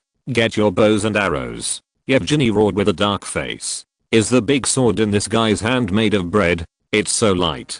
15 archers quickly drew their bows and aimed at Jack. Yevgeny gave an order, and Jack quickly used his shield to protect his upper body, while Tsunami blocked his crotch. Ah! Jack screamed in pain. Tears almost came out. Damn, he felt like he had become the spear of vengeance Callista, because he was full of arrows. Yevgeny frowned. Is this person looking for death? You know, if you are hit by 11 arrows in the sea, you basically can't survive, just bleeding to death. At this time, the first group of Unsullied climbed up, and Jack turned over and jumped into the sea without saying a word. After entering the sea, a cool feeling came, and the pain was greatly relieved. Pulling out the 11 arrows on his body, the wound healed quickly. In just a few seconds, the wound was restored to its original state, and Jack was not surprised. He had tested his recovery speed in the ocean before, otherwise he would not have dared to climb onto the Rose alone. After recovering from his injuries, Jack boarded the Rose again. At this time, the Unsullied were already fighting with the guards on the Rose. However, the Unsullied were still quite powerful. Even though the number of the opponents was twice this, they still had the upper hand with their formation. The resurrected Jack joined the battle with tsunami in hand. Because of the heart of the ocean, Jack fought very hard. For Jack, as long as he protected the vital parts, he would not suffer any damage. Of course, it still hurt a lot, but when fighting, adrenaline would help Jack offset most of the pain. At this time, Mfella in the cabin was still drinking wine calmly. In his eyes, the pirates above his head were not a concern. Puff. Jack inserted tsunami into the chest of the last guard. At this time, all the guards on the ship had been solved. Kaido, take people to clean up the cabin and kill those who dare to resist. Okay. Kaido led 10 Unsullied to the cabin, while Jack led the remaining 18 Unsullied to throw all the bodies into the sea. He couldn't let the blood pollute his new ship. After cleaning up the bodies on the deck, Kaido also escorted a group of people to the deck. I'm the 13th tyrant of Karth. You can't kill me. I can give you money and this merchant ship. Mfero was no longer as calm as before. He never thought that the 60 guards on the ship were not the opponents of this group of pirates. There are two types of pirates. One is a pirate who specializes in robbing passing merchant ships. The other is a pirate who robs coastal areas. In the world of Game of Thrones, pirates are basically the latter. Few pirates choose to rob passing merchant ships because there is basically no money on merchant ships, but goods. Pirates are not good at turning goods into cash, which leads to the fact that pirates in the world of Game of Thrones basically choose to rob coastal areas. For example, the Greyjoy family in Westeros firmly believes that force is better than hard work, so they often plunder the western coastal areas of Westeros.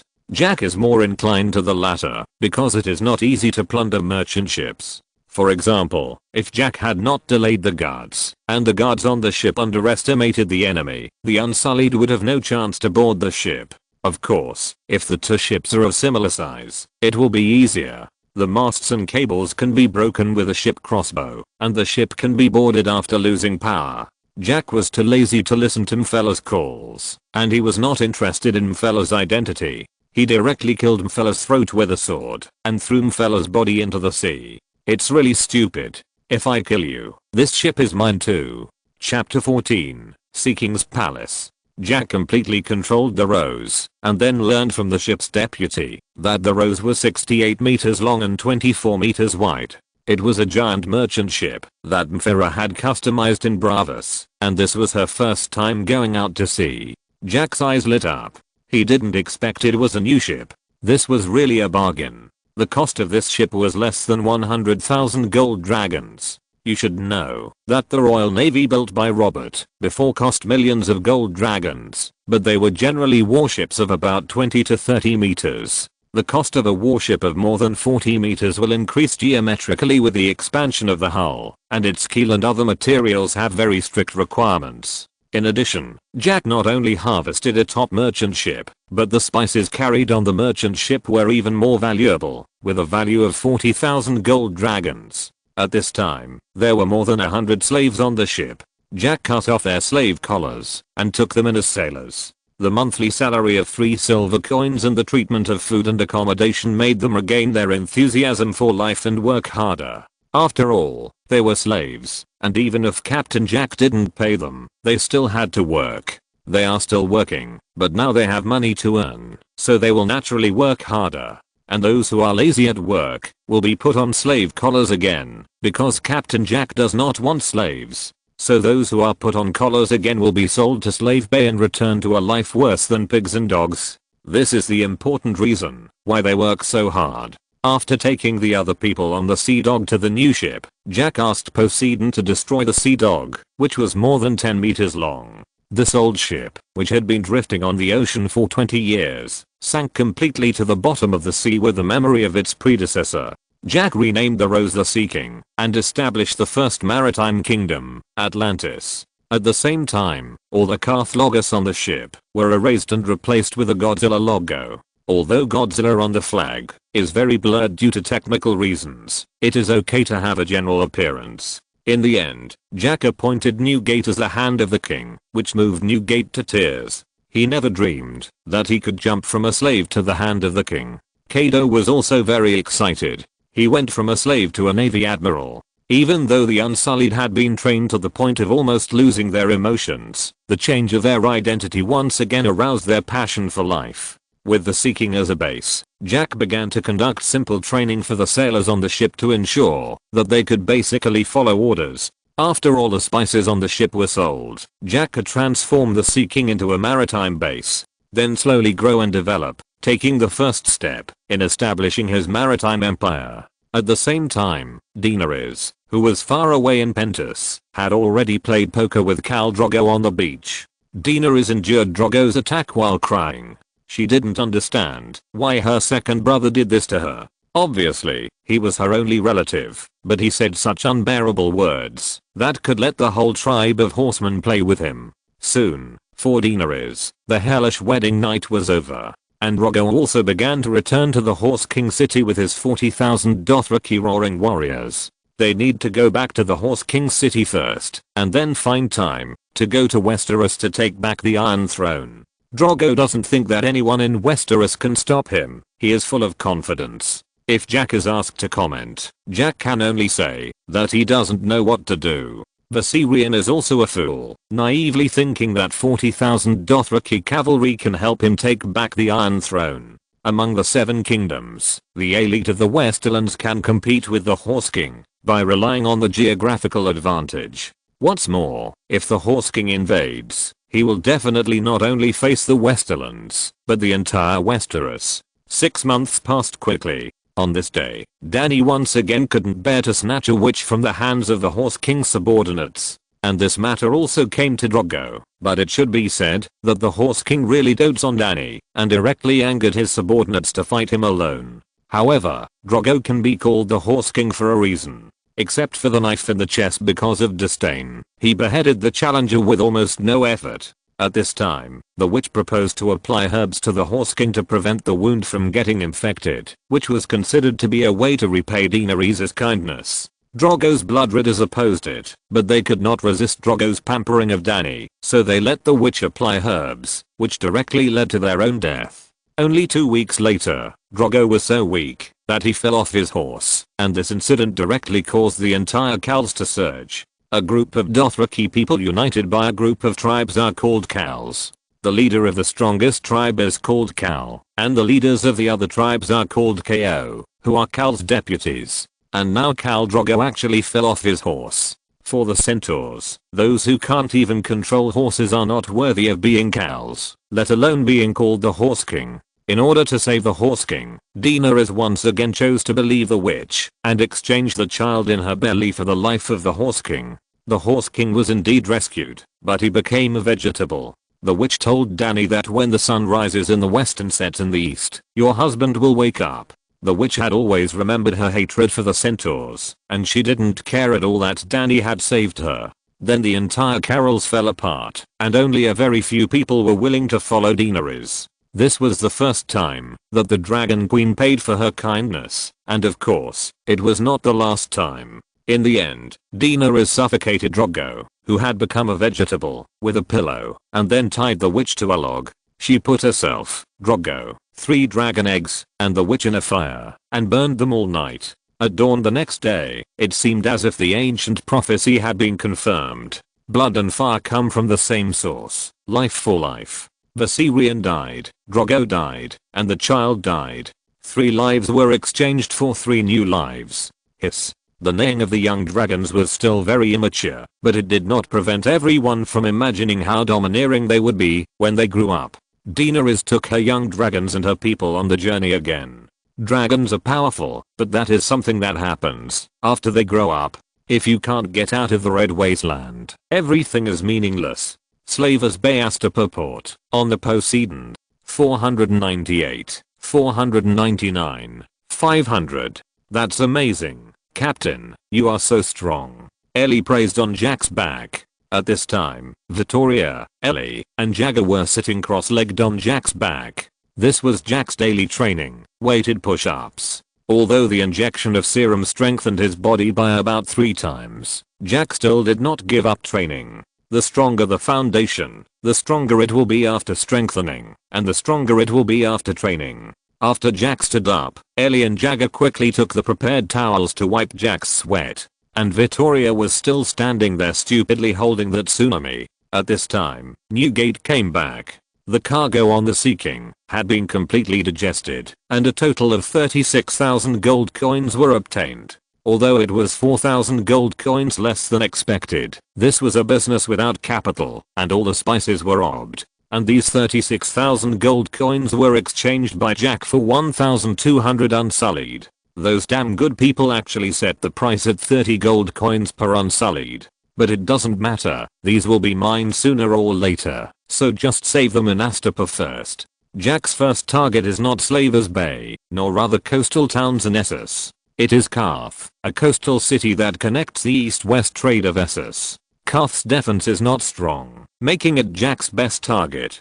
But before that, he needs to buy a batch of speedboats within 20 meters for free. Otherwise, with the speed of the Poseidon, when approaching Carth, the Carth army will have assembled. If you're listening to this novel on a channel other than Fanfic World, it means they downloaded and uploaded it without effort. We cordially invite you to visit our channel, Mundo Fanfic Novelos. There you'll find the original version of this story and you can explore many other novels of various genres. We're waiting for you to immerse yourself in a world of incredible novels.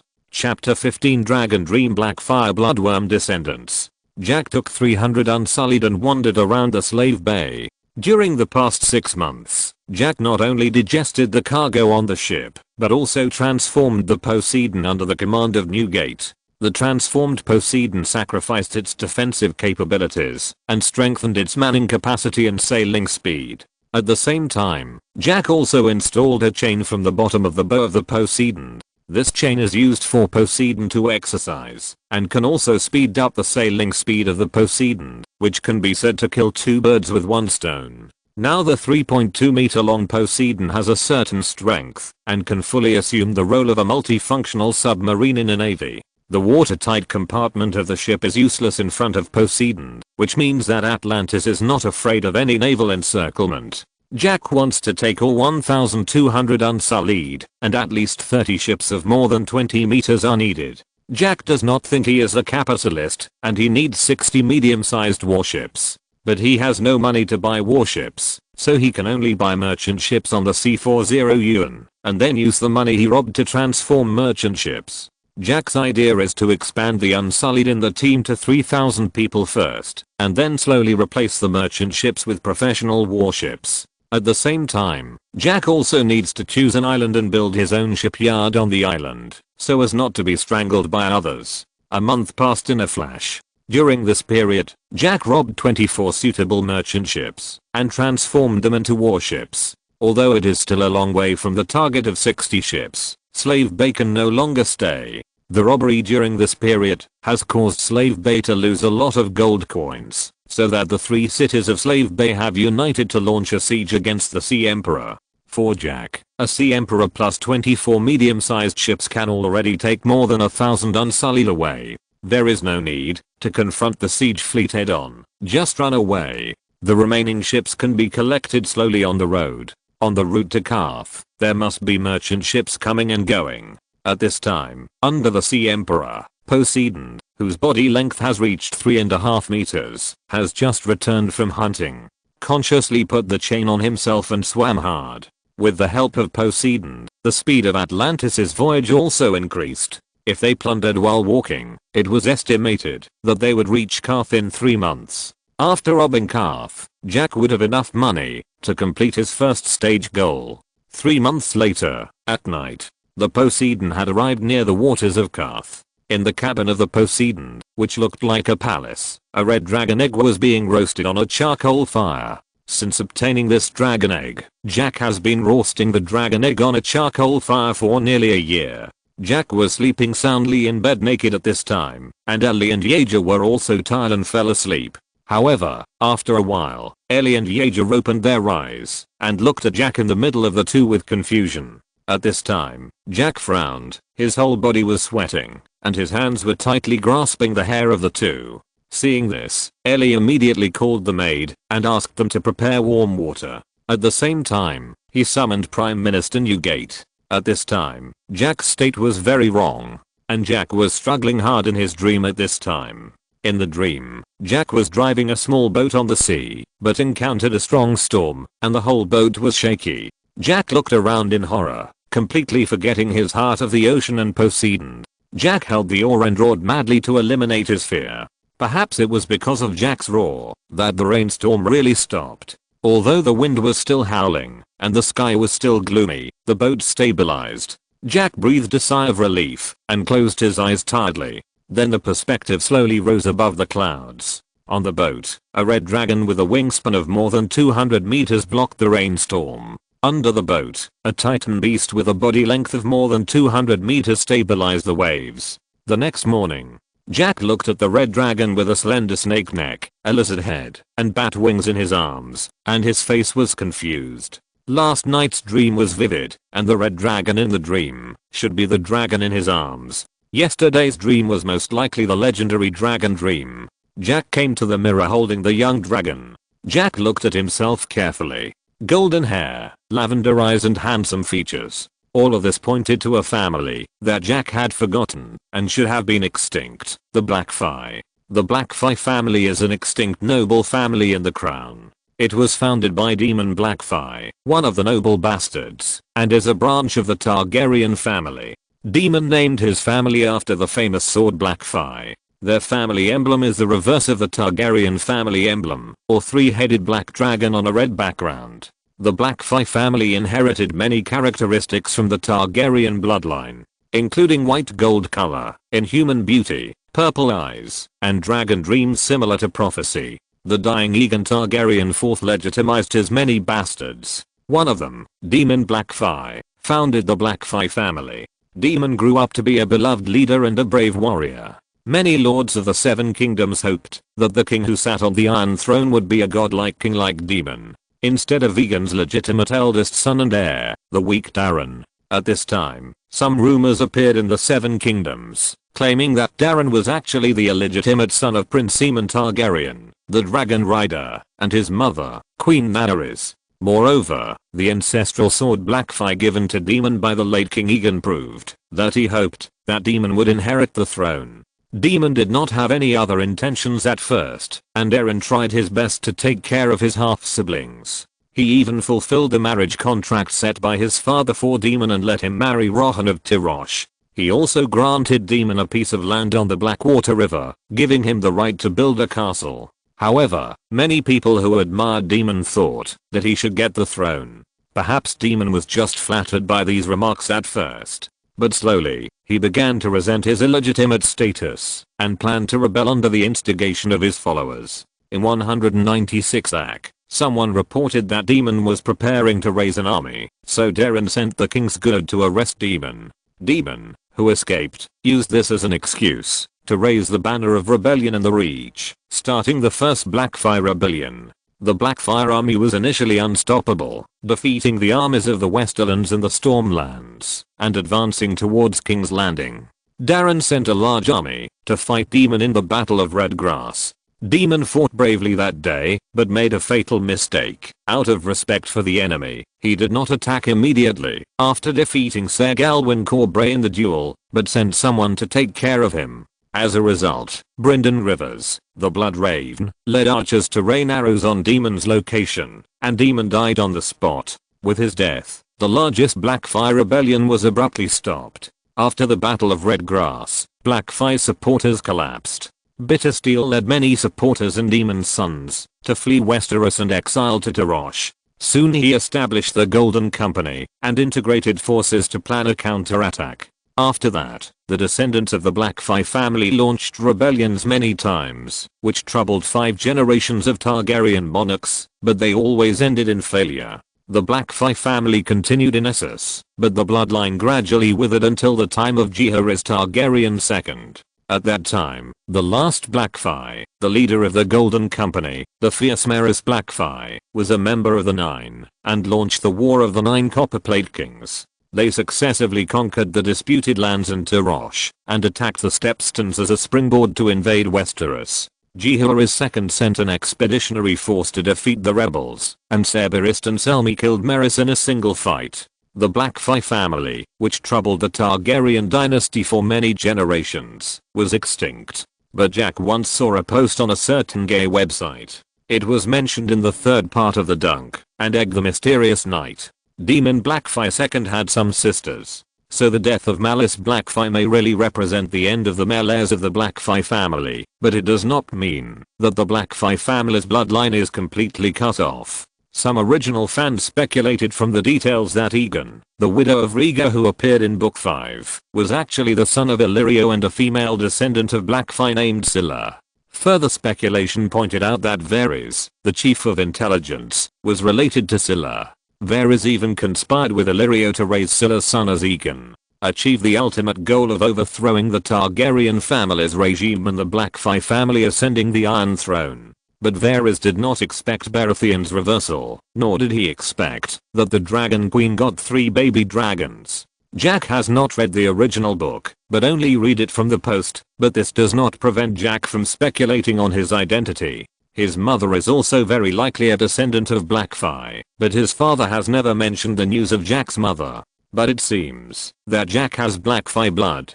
Dragon dreams, hair color, eyes, all meet the characteristics of Blackfy. Hiss, the young dragon's tender cry came. The little guy was hungry. Eri, go ask the chef to grill a steak. Jack ordered.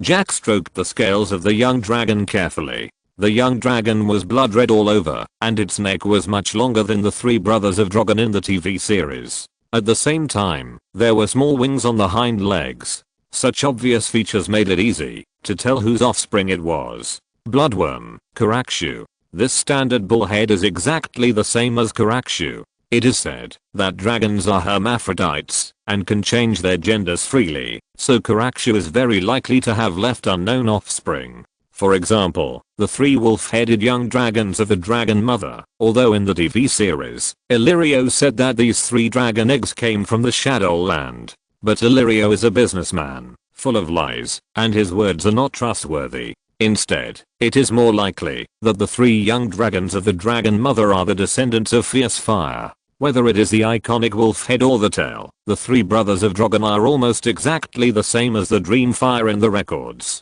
Chapter 16, Korak. Jack directly named the young dragon Karakshu. This is the traditional naming method in the world of Game of Thrones. Jack, who is not good at naming, just follows the local customs. The connection between Jack and Karakshu is far greater than the connection between Dragon Mother and Rogan in the American TV series. According to Jack's speculation, this should be related to the Dragon Dream. Dragon Dream is a bridge to deepen the spiritual connection between people and dragons, and Dragon Mother in the American TV series seems to be very resistant to Drogon in the Dragon Dream. Drogon's hideous appearance like the Black Death made Dragon Mother think that she was having a nightmare, and this situation did not disappear until Drogon was born. Moreover, a person can only connect with one dragon through the Dragon Dream.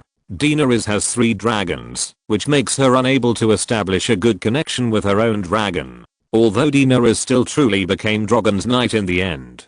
But this also caused the 3 brothers of Drogon to have a period of rebellion. Because of the appearance of the young dragon Karakshu, Jack temporarily gave up the idea of plundering Karth. Instead, he prepared to disguise himself as a businessman and take people to Karth to see the situation first. The appearance of Karakshu reminded Jack of some details. That is, Karth did not seem to be simply controlled by the 13 giants. So Jack stayed in the scene at Karth for another month. During this month, he trained Karakshu almost every day. Dragon dreams seem to appear only before the young dragon hatches. Before Karakshu hatched, Jack only entered the dragon dream state once the night before it hatched. From here, we can also see the blood gap between himself and Daenerys. Daenerys often had nightmares after getting the dragon egg. At noon, the air was rolling with visible heat waves, and the huge Poseidon sailed towards the dock of Karth. Karth is one of the largest port cities in the known world. All the colors that Vestorolak seem to have run to Karth. Karth has a separate huge dock for its own guild. The dock behind the port is for merchant ships from the free trade cities, the Summer Islands and Westeros to dock. Close to the sea is a huge, day and night trade market. Wine cellars, warehouses and gambling houses are scattered on both sides of the road, and the northwest of the city is a vast red wasteland. At this time, the poor and merchants on the dock looked at the giant merchant ship. Ships under 20 meters are called small ships, which are commonly seen in warships used by pirates and the navy. Ships between 20 and 30 meters are called medium-sized ships, which are the most common and favored by merchants. Ships between 30 and 40 meters are called large ships. This type of ship has a strong transportation capacity and a relatively slow sailing speed, but the cost is high, and only powerful merchants can own it. Ships over 40 meters are called giant ships. Although they have a strong cargo capacity, they are expensive and the cost effectiveness is not as high as that of large ships. Giant ships like the Poseidon, which are 60 to 70 meters long, can only be said to be very rare. Only merchants who are rich enough to rival a country will customize one, and most of them are used to carry 13 pieces of goods. For example, the 13 giants of Karth, each of them has a giant ship over 40 meters. But I heard that the ship of the giant Zero was sold recently. After parking the Sea Emperor, Jack took 20 Unsullied off the ship, accompanied by Vittory Landelli. After the transformation of the Sea Emperor, the full load was 420 people, and the supplies on the ship were all supplied by other ships. Among them, there were 70 sailors on the Sea Emperor, 30 logistics personnel, and 320 Unsullied.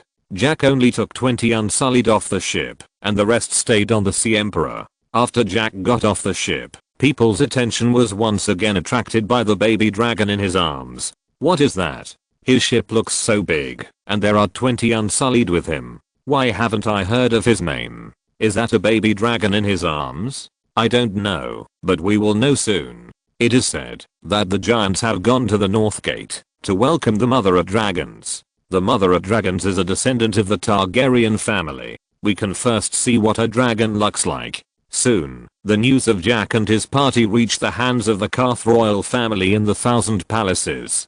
Karth is ruled by the royal family, who manage the city-state affairs in the Thousand Palaces and command the city's defense, including the camel cavalry and a powerful fleet of warships. The nominal ruler of Karth is the royal family. In fact, several powerful merchant guilds, including the 13 Masters, the Tourmaline Brotherhood, the Ancient Guild of Spice, and some other small guilds, hold the actual power of the city. The military expenses and expenses of the royal family are provided by the guilds of commerce. In other words, the royal family of Karth controls the army, but the control of the city is under the control of the guilds of commerce. The noble class of Karth is composed of merchant groups, including the 13 Masters. Recently, the 13th Master successfully annexed the Tourmaline Brotherhood and the Ancient Guild of Spice, and the personnel of the 13th Master will soon usher in a major reshuffle. Without the internal struggles between the guilds of commerce, the royal family of Karth will no longer have the strength to compete with the 13th Master.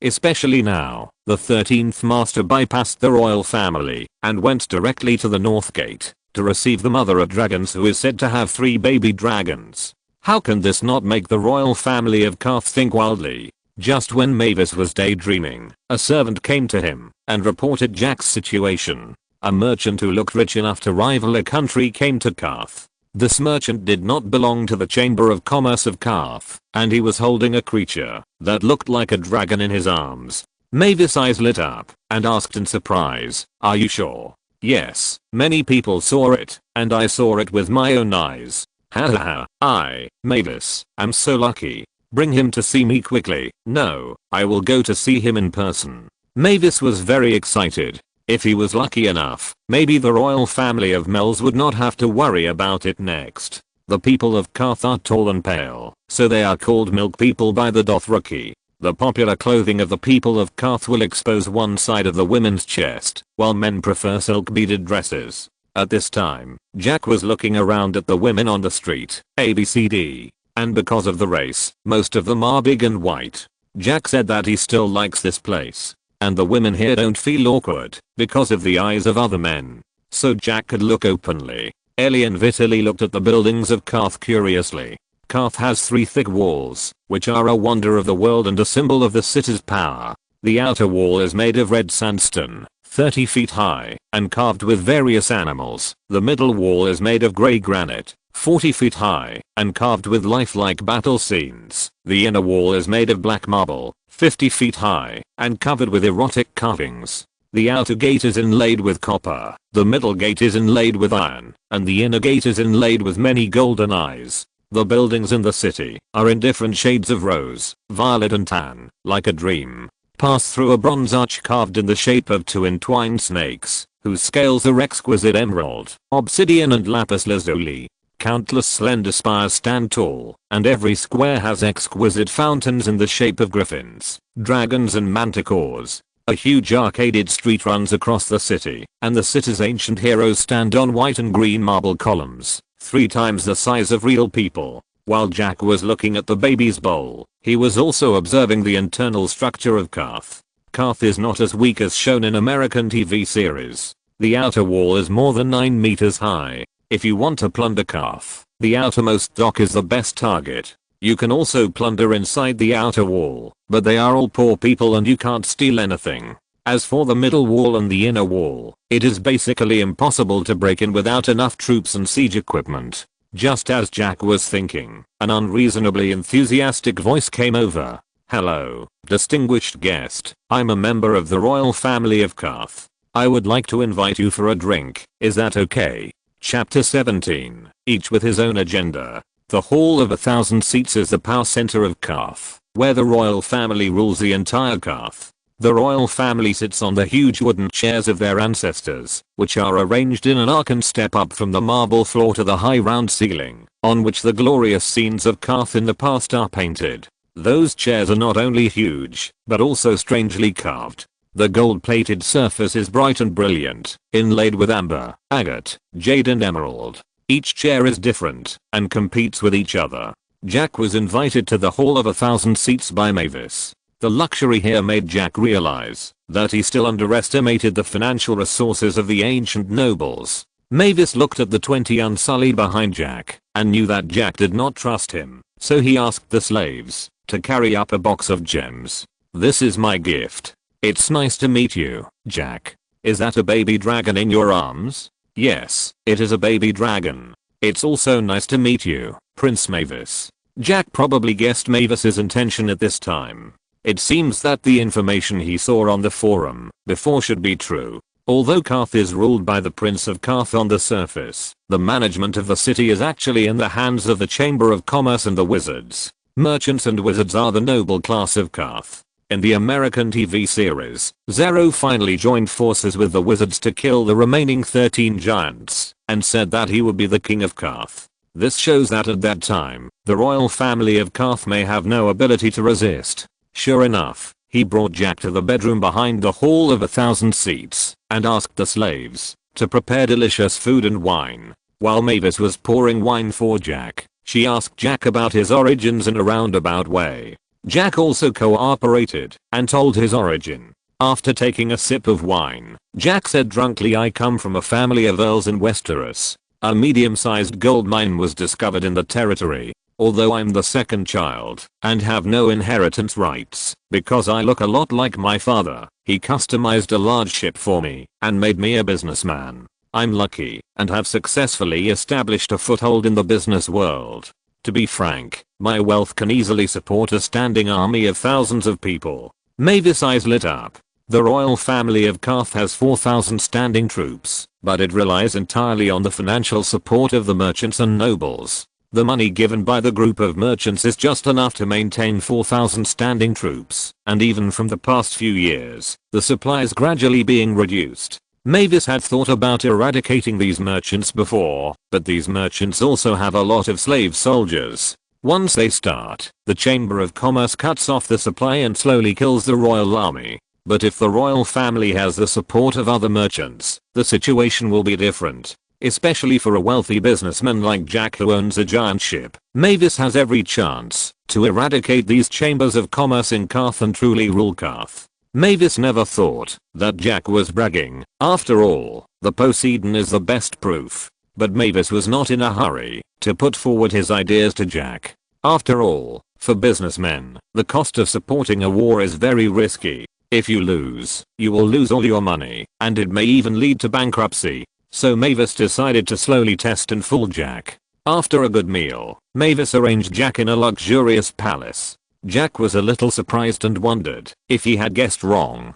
But if he guessed wrong, how could the royal family of Carth entertain him so warmly? But if he guessed right, why didn't Mavis speak? The two of them boasted to each other, and finally Mavis said that she would come to visit again tomorrow. In addition, Mavis also hinted that the 13th giant was not a good person. Let Jack be careful and don't believe anything the 13th giant said.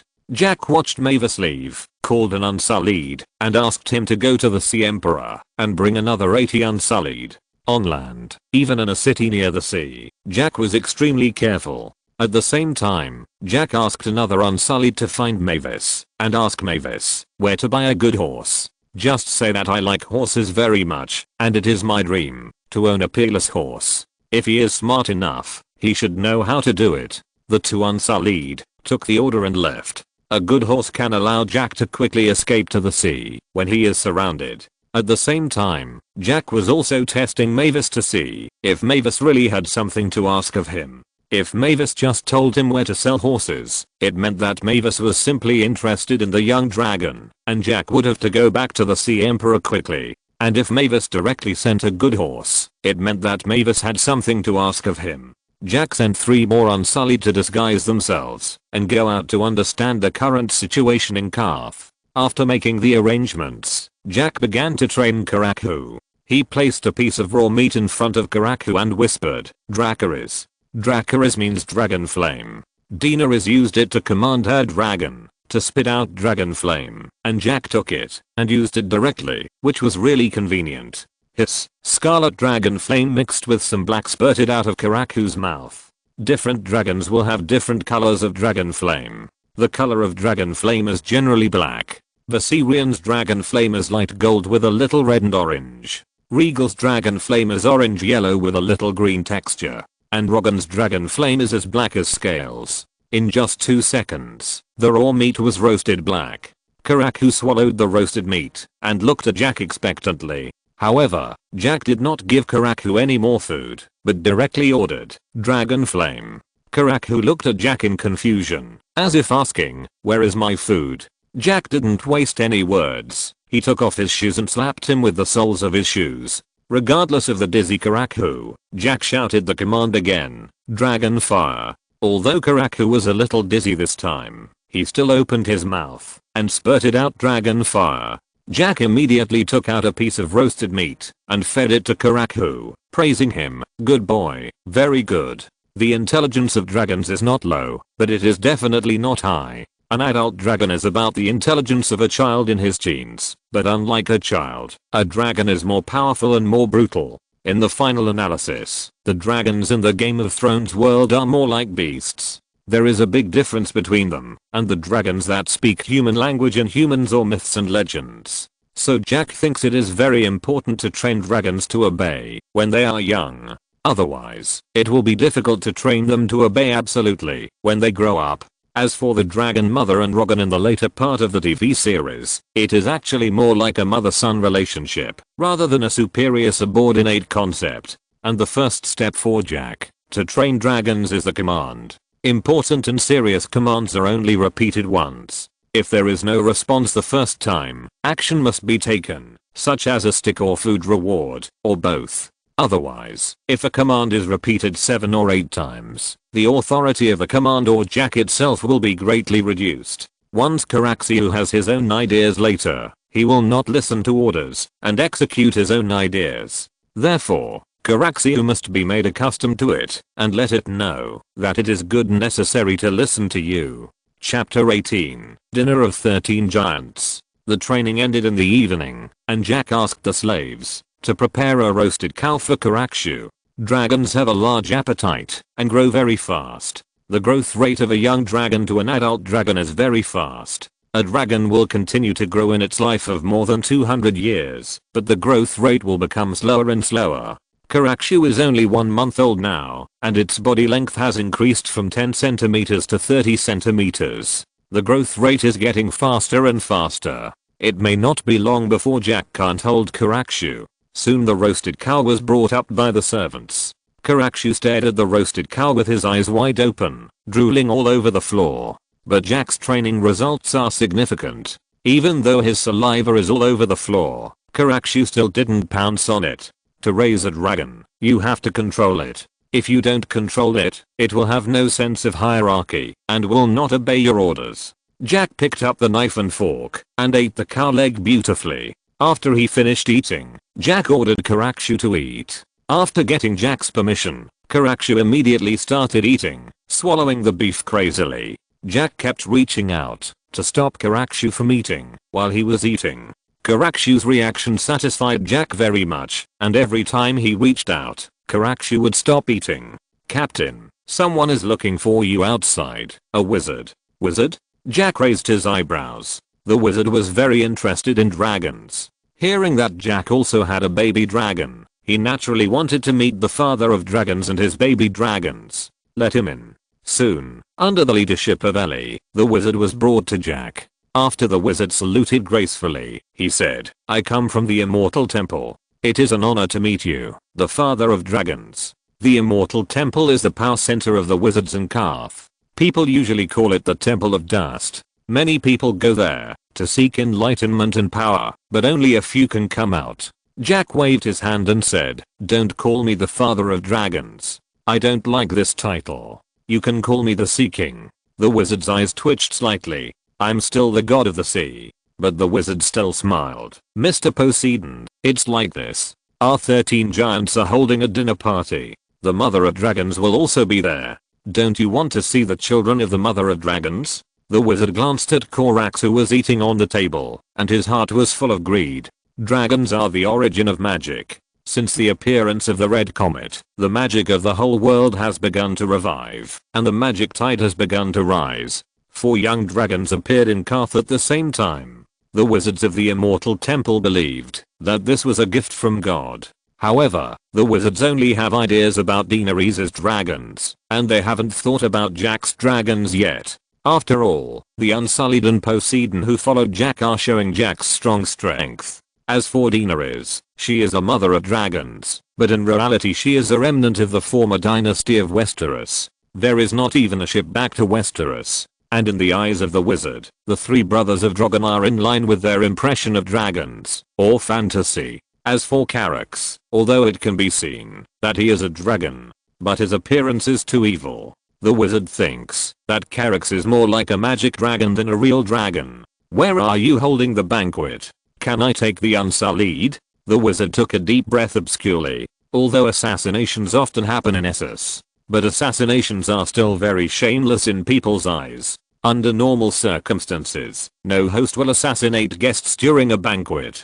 The wizard doesn't understand why this man is so cautious. To put it bluntly, this man is too cowardly. Look at the mother of dragons, who entered Karth with more than 20 centaurs, and there are less than 10 men who can fight. You might as well stop calling him the father of dragons, and call him the father of cowardice, the god of cowardice. Of course, you can bring 2 Unsullied to the banquet. No, I want to bring 20. You have to prepare a table of delicious food for my men, otherwise I won't go. Prince Mavis should also prepare a banquet. Okay, no problem. We will prepare a table of delicious food. The wizard's voice was a little trembling, and I don't know if it was because of anger. Jack looked at the wizard's back, thinking about how to get some benefits from the 13 giants. After all, it will take some time for the civil strife in Karth, and it is not the best choice to plunder directly by force now. Just as Jack was thinking, the Unsullied who went to meet Mavis came back, holding a tall chestnut horse in his hand. "Captain, this horse was given to you by Prince Mavis. It is said that it cost tens of thousands of gold coins to get it from the Dothraki. It is not yet an adult." Jack's eyes lit up. In ancient times, horses were like cars, and the one in front of Jack was undoubtedly a top BMW. It is more than 1.8 meters tall before it reaches adulthood, and it is definitely not a problem to start at a height of 2 meters after adulthood. Good horse, really good horse. Jack stepped forward and gently stroked the maroon mane. The BMW was very docile and did not show any resistance, which made Jack like it even more. "Let's call you Blazing Fire. You are so good." Jack gave him a name and at the same time thought about how to fleece the 13 giants. When it was completely dark, the moonlight and torches illuminated the prosperous Karth. Jack rode Blazing Fire and came to a manor under the leadership of a slave of the Chamber of Commerce. The center of the manor was a football field-sized venue where countless merchants gathered at this time. They tasted the fine wine in their hands and looked at Daenerys in the center like a monkey. Daenerys looked a little embarrassed at this time. She always felt that this group of people were looking at monkeys, which was a bad feeling. At this time, the slave who led Jack to the banquet wanted to move blazing fire away, but was rejected by Jack. The slave was embarrassed and could only ask the 13 giants for instructions. Soon a group of people came over in a mighty manner, and the white fat man Yannick, who was in the lead, greeted them with a smile on his face. Yannick is the most powerful among the 13 giants. He relies on spices to raise prices, and the price of spices is sometimes more expensive than gold. I'm very sorry, Mr. Poseidon. Horses are not allowed to enter the banquet, but don't worry, the slaves will take good care of your baby. Jack looked difficult. This is a BMW given to me by Prince Mavis himself. He also gave me a lot of gems. He is a good man. If there is a problem with the blazing fire, Prince Mavis invites me to the banquet tomorrow. What should I do? A trace of hostility flashed in Yannick's smiling eyes. This Yannick has been testing the bottom line of the 13 giants recently. Mavis, the stingy man, must have a plan for giving Jack so many gifts. As for Mavis's plan, Yannick knows without thinking that it is just to completely get rid of the control of the Chamber of Commerce. With a sneer in his heart, Yannick smiled amiably. Don't worry, Mavis is a gentle prince, and there will be no problem with your blazing fire, believe me. In addition, we have prepared a lot of gifts for the Dragon Father. I hope you like them. After Yannick clapped his hands, the slaves came up carrying several boxes of treasures. These are all gifts from you. Don't refuse. It's just a small token of your appreciation. Chapter 19 Stormborn Targaryen. Jack ordered 4 Unsullied to return to the Poseidon with treasures, and then took the remaining 6 Unsullied to the banquet.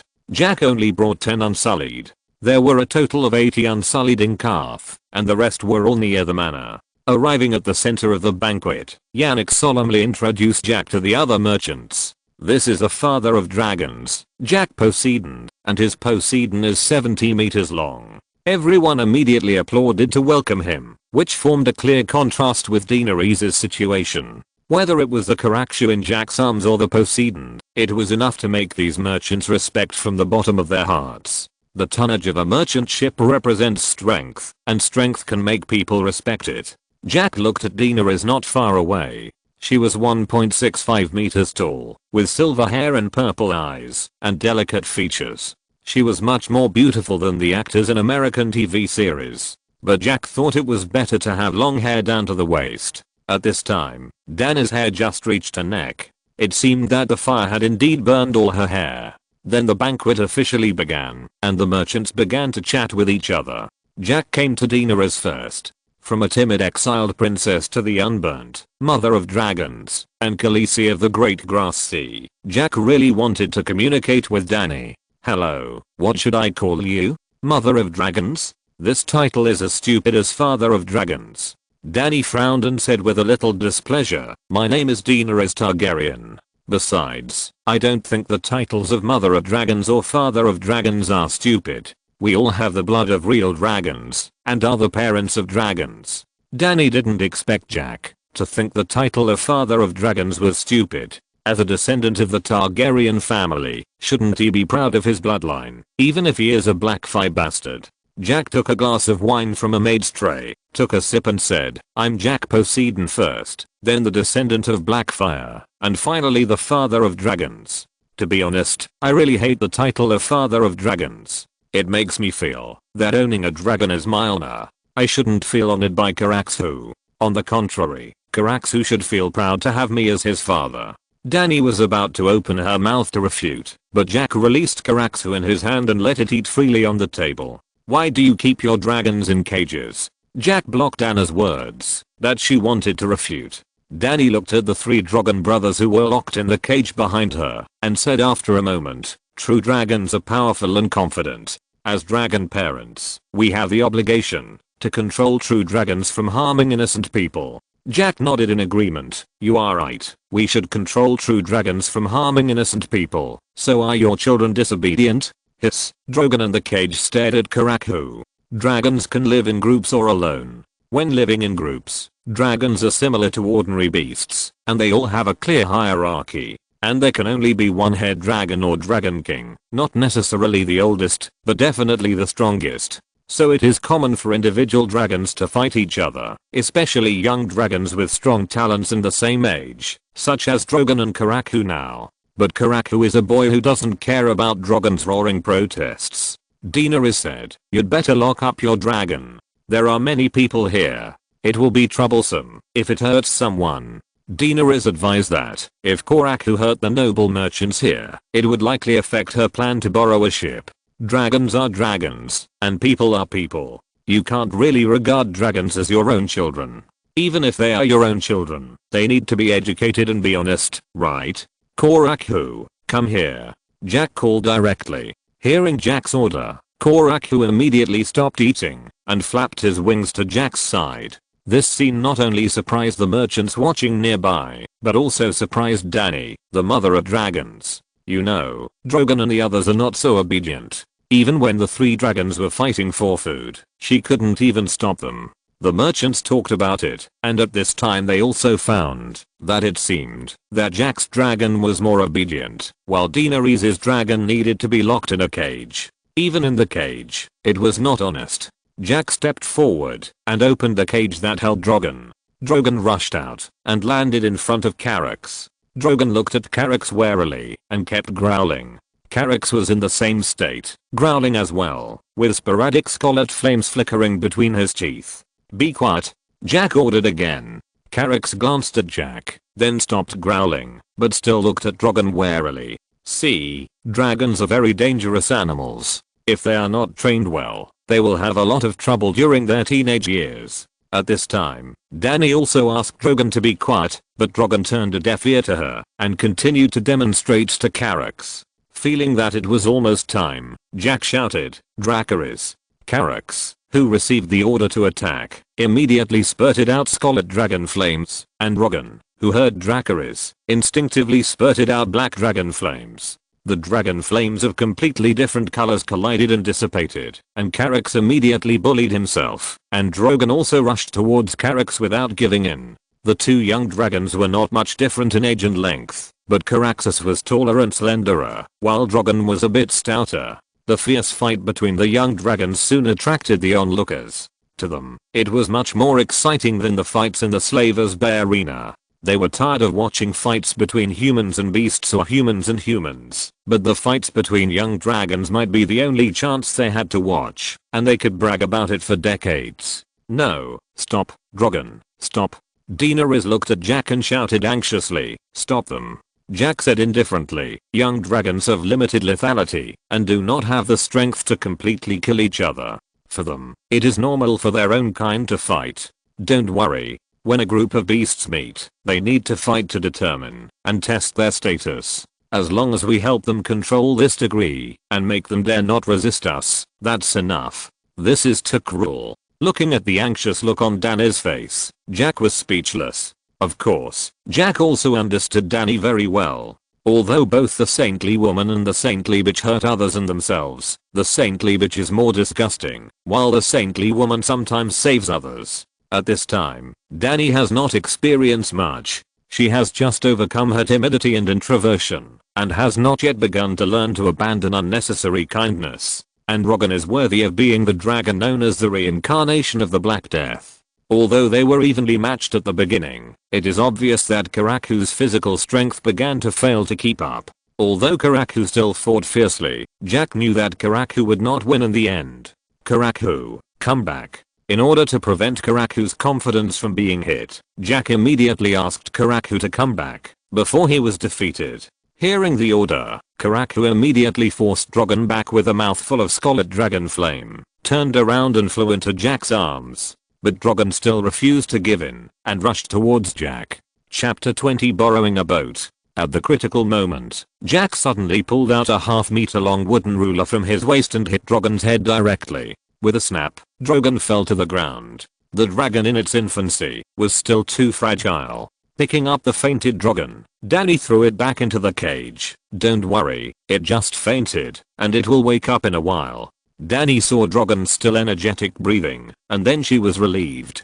But Jorah said at this time, "Khaleesi, your young dragon should be fine, but I suggest you stay away from this person. He gives me a very violent feeling." Jack looked at the boiling sheep, to face Turtle, Black Tiger, and Tom in the game of power. Of course, Jack still prefers to call Jorah the pure love god of war.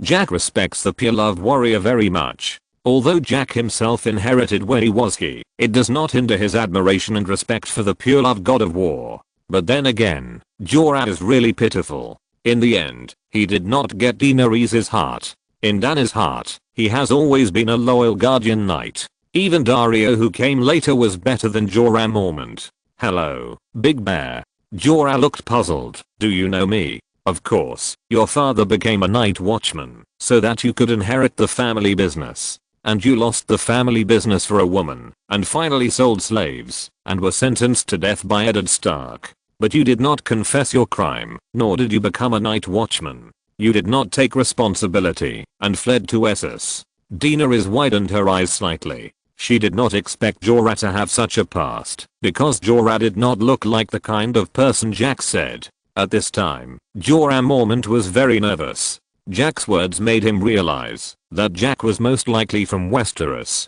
so he was very nervous now. He didn't know if Jack knew that he had previously monitored Daenerys for the Iron Throne. Patting Jorah on the shoulder, Jack said, "Your cousin is much better than you. You are like a love-brained giant baby. You first violated the laws of the Seven Kingdoms, then did not take responsibility, and ran to Essos. Finally, you spied on Dany for the Iron Throne to seek wealth. This is really terrible, but don't worry, I will never tell Dany about these things." Jack did not suppress his voice at all, and even slightly raised the volume, which made the nobles around him brighten up. There was something to eat. Jack looked at Dany, who was already confused, and said, "What are you looking at? Don't think about it. I will not tell you that Jorah Mormont is a spy for the Iron Throne. Don't even think about it." At this time, Jorah Mormont was the first to react, and immediately said to Dany, "Khaleesi, I'm loyal to you. I'm not a spy for the Iron Throne. I love you." At this time, the wizard's eyes flashed. If Jorah Mormont could be eliminated, it would be easier to rob the dragon. The wizard stood up and said, "Mother of dragons, father of dragons are from Westeros. Perhaps you should seriously consider what Father of Dragons said for your safety. If you really care about Khaleesi's safety, you shouldn't believe the words of this merchant." Jorah glared at Jack angrily. However, Jorah's anger hid a serious guilty conscience. If you want to use this to attract Khaleesi's attention, then you don't have to do this. If you have the ability, have a fair fight with me. It must be said that Jorah still has some brains. He was quick-witted and said such a diversion and concept-changing words. Daenerys also came back to her senses at this time. "You are from Westeros?" Daenerys was eager to know the current situation of the Seven Kingdoms. "When I came, about half a year ago, the Duke of the North, Eddard Stark, set off for King's Landing and became the Hand of the King." Daenerys' heart sank. The Wolf family and the Deer family are now more closely connected. She must quickly find a way to expand her strength. As for whether Jorah is really a spy for the Iron Throne, Dany doesn't know, but she knows that Jorah is now one of the few people she can use. So Dany was smart for once. She turned to Jorah and said firmly, "I believe you. You don't have to do this. And Jack Poseidon is a businessman. He won't fight you alone."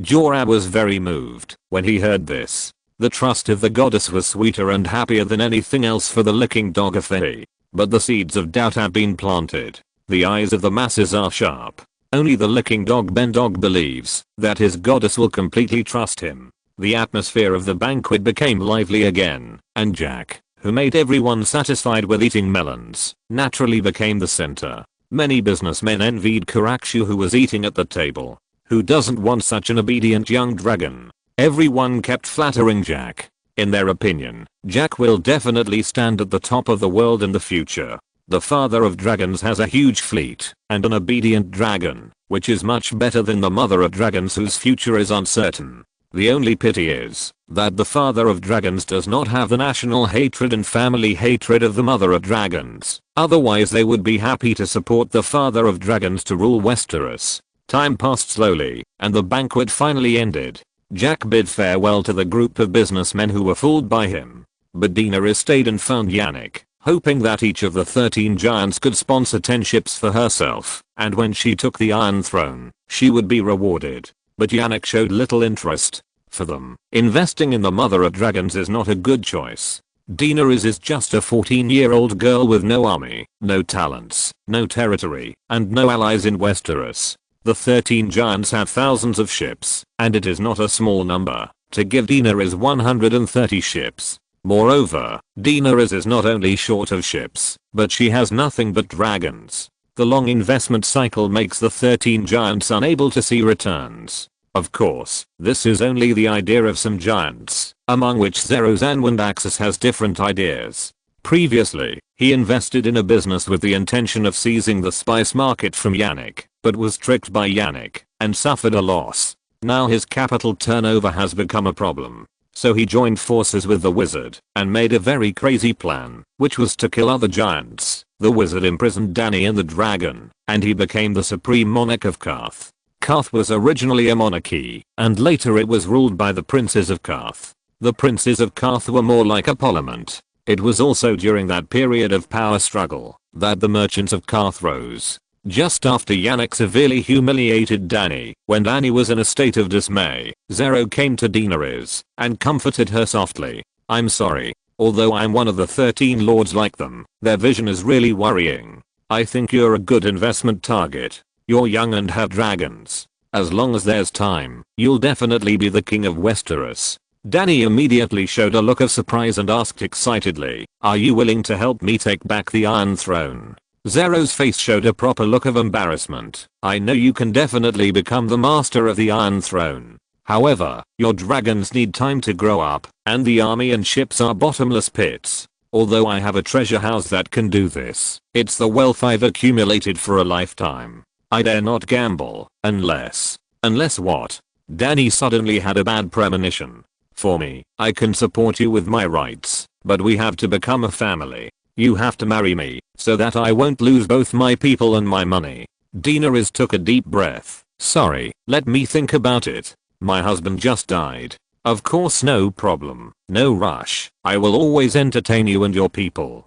Zero was very patient. It would be best to delay for a while. It would be the best time after the wizard killed the other lords. Chapter 21. A Small Fortune. The next day, Jack led his men back to the Poseidon and spread the news that, if they wanted to visit him, they could go to the Poseidon, which was his palace. In this way, in the next week, countless merchants went to visit Jack on the Poseidon. At the same time, the facilities inside the Poseidon made them overestimate Jack's financial resources again, because there was no warehouse inside the Poseidon, just like a moving castle. And the planks of the Poseidon were very thin, and they had no ability to defend against pirates at all, which made them feel that the hundreds of Unsullied on the Poseidon were suddenly reasonable. In fact, they didn't know that there were even fewer people on the Poseidon at ordinary times. Because of the looting along the way, Jack had 100 ships under his command at this time, and there were only servants and a few Unsullied on the Poseidon at ordinary times. In the past week, Jack has received more than 50,000 gold coins alone, of course, more of which are various gems and rare treasures. Someone even sent a crown with a red dragon, carved on it with rubies. As a thank you, Jack let the lady hug Corax for a while. Jack didn't expect that the group of merchants were so competitive and vain. Since then, countless merchants have sent rare treasures just to rub Corax's shoe, so that they don't have to be inferior to those merchants who have rubbed dragons. This is the dog. No, this is the benefit of the dragon being obedient, knowing how to contribute to the family at a young age. Making money, it's not shabby. On this day, Mavis found Jack again, and the two chatted and drank as usual. But just when the two were almost drunk, Mavis suddenly asked, "Jack, I wonder what you think of the 13 giants?" Jack's eyes flashed, knowing that Mavis couldn't help it, so Jack pretended to understand nothing and replied, "A group of qualified businessmen, shrewd and hypocritical, but they are indeed very generous." Hearing Jack's evaluation, Mavis's heart sank. It seems that the people of the 13 Giants Chamber of Commerce have sent Jack a lot of things recently, but he still has to fight. Anyway, if he continues like this, he will die sooner or later. It's better to see if he can get Jack's help and fight back. "Jack, are we friends?" Jack sneered in his heart. "If he really treats you as a friend, he is a real fool. Of course, we must be good friends. Isn't that obvious?" Mavis then told Jack about the situation of the royal family of Karth and expressed her own thoughts. Jack was shocked and embarrassed when he heard this. I'm really sorry. Although we are friends, I have to think about my men. I have 1,200 unsullied and a large number of sailors waiting for me to feed them. I can't take this risk. I'm really sorry. Hearing that Jack still had 1,200 unsullied, Mavis was immediately surprised. Jack, I still have thousands of standing troops under my command. With your 1,200 unsullied, there is a 70% chance of destroying the Chamber of Commerce of Karth.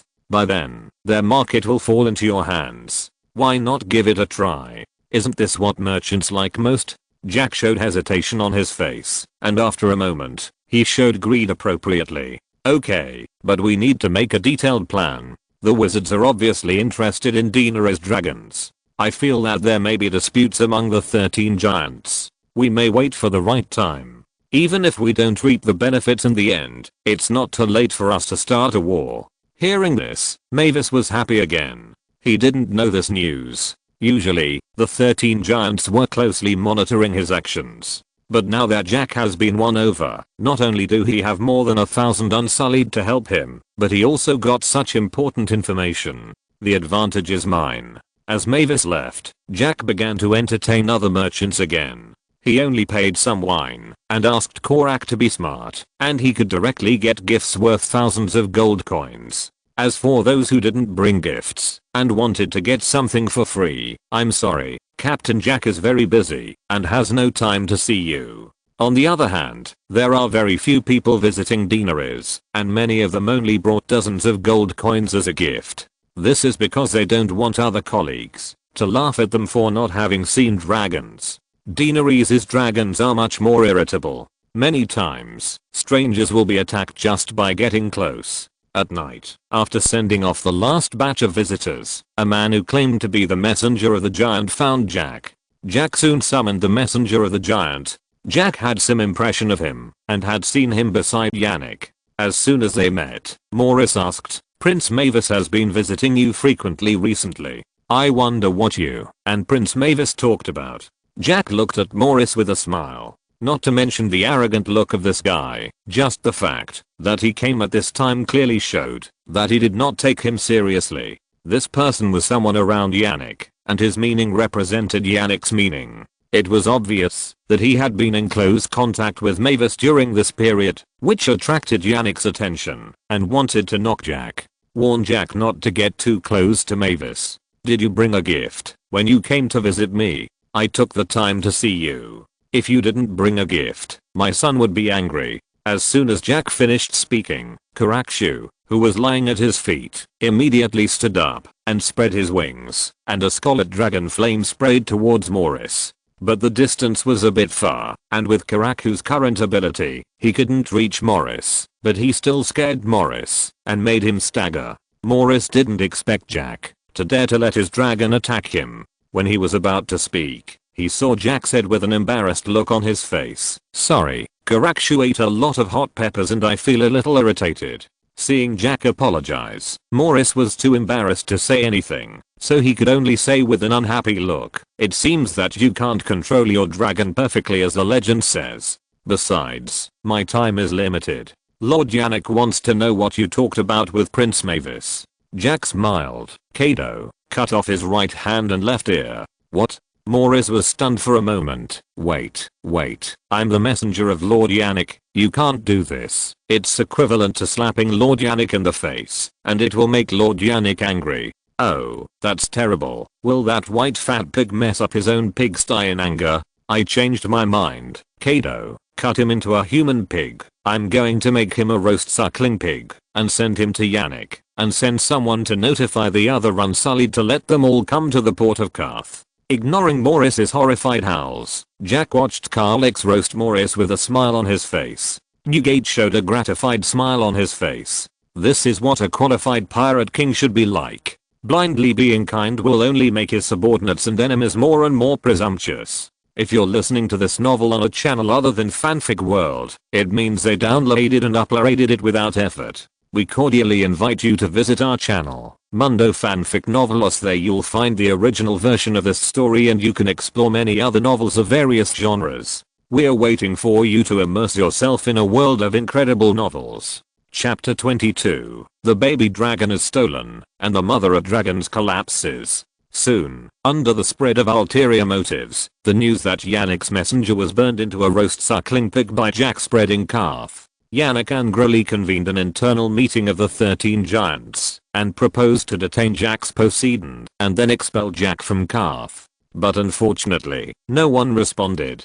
Zero said directly, "Sorry, it was your own behavior to provoke Jack. Mr. Jack is friendly, and will not burn others to death for no reason, especially your messenger named Morris, who usually does not take anyone seriously." Zero was secretly happy. Morris, who was backed by Yannick, and was said to be Yannick's relative, did not take him seriously after he lost power. However, Zero's words made Yannick uncomfortable. "I'm the leader of the 13 giants. If he hits me in the face, it is equivalent to hitting the 13 giants in the face. Do you understand?" "No, Yannick, you can't represent the 13 giants now." The usually silent wizard suddenly spoke. Yannick showed an expression of "Are you crazy?" on his face. He didn't understand what happened to these two people today. The other giants also looked at the wizard in confusion. They simply didn't want to offend Jack, but the wizard and Zero were obviously going against Yannick. Especially Zero, who was about to fall out of the 13 giants, but he didn't even try to curry favor with Yannick. Was he crazy? Of course, they didn't know that Zero had a plan that was even crazier than they imagined. At this time, Dina suddenly rushed in. "Someone stole my children. I want you to help me find my children." Dina yelled as she came in, making Yannick, who was already confused by the wizard's words, even more confused. "Why are you crazy again? We didn't steal your children, and we have no obligation to help you find your own children. I have tolerated you for a long time. You are just an arrogant and stinky girl. You have no army, no money, no ships. You only have those 3 beasts who have not grown up yet. Oh, and you're self-proud, but shitty Targaryen blood. Your dynasty has perished. Do you still think you are a princess? The way you act superior to everyone makes me sick. The people of Karth are 100 times, or 1,000 times, and 10,000 times nobler than you." These words made Dina tremble with anger, and tears burst out of her eyes. Just now, after returning from shopping, she found that several of her blood guards had been killed, and the dragon was gone. Now she went to the 13 giants to argue, but was humiliated by Yannick. She felt helpless. Her 3 dragons were her only hope, but now she had lost even her last hope. "Please, they will die if they leave me." At this time, Dani finally put down her pride and all her dignity to beg the 13 giants. Yannick disagreed. "That's the best. Dragons should not exist in the world. Dragons will only bring suffering and war to the world." The original real dragon also turned into a dragon in his mouth. Of course the real dragon will not die. The wizard showed a strange smile on his face. "I took your child away, but don't worry, the new king of Karth will let the mother of dragons take good care of her children, and the dragon will not die." Now, except for Zero, everyone else was confused. "Karth has no king." Zero smiled, slowly stood up, and came to Dani. "Now there is one." He didn't expect Yannick to actually convene a meeting among the giants, which allowed him to gather the 13 giants together effortless, which was simply a godsend. Then Zero spoke out his ambition in front of everyone without any scruples. The wizard also came to Zero and said that the dragon mother and her children would spend the rest of their lives in the immortal temple. However, this move was met with Yannick's ruthless ridicule. "A lonely upstart, a charlatan, hahaha, I haven't heard such a funny joke for a long time." However, the wizard proved with facts that he was not a charlatan. Since the appearance of the red comet, although he still couldn't contact the gods, many witchcrafts could be used completely. For example, now, more than a dozen wizard clones appeared in the house. The wizard smiled constantly on his face. "In fact, before the red comet appeared, I was really a charlatan." As soon as the voice fell, the rest of the giants were killed by the clones. This scene made Dina dumbfounded. Seeing this, Danny was about to leave immediately, but was blocked by a wizard clone. I said that the dragon mother would reunite with her children. A long sword suddenly pierced through the wizard's chest, but no blood flowed out. It was just a clone. Jorah arrived in time, and he immediately prepared to flee with Danny. The witch was right. The person who stole the dragon was indeed next to Danny. But in the end, the wizard's other clone said, "If you want to save your child, go to the immortal temple to find me. I will wait for you there."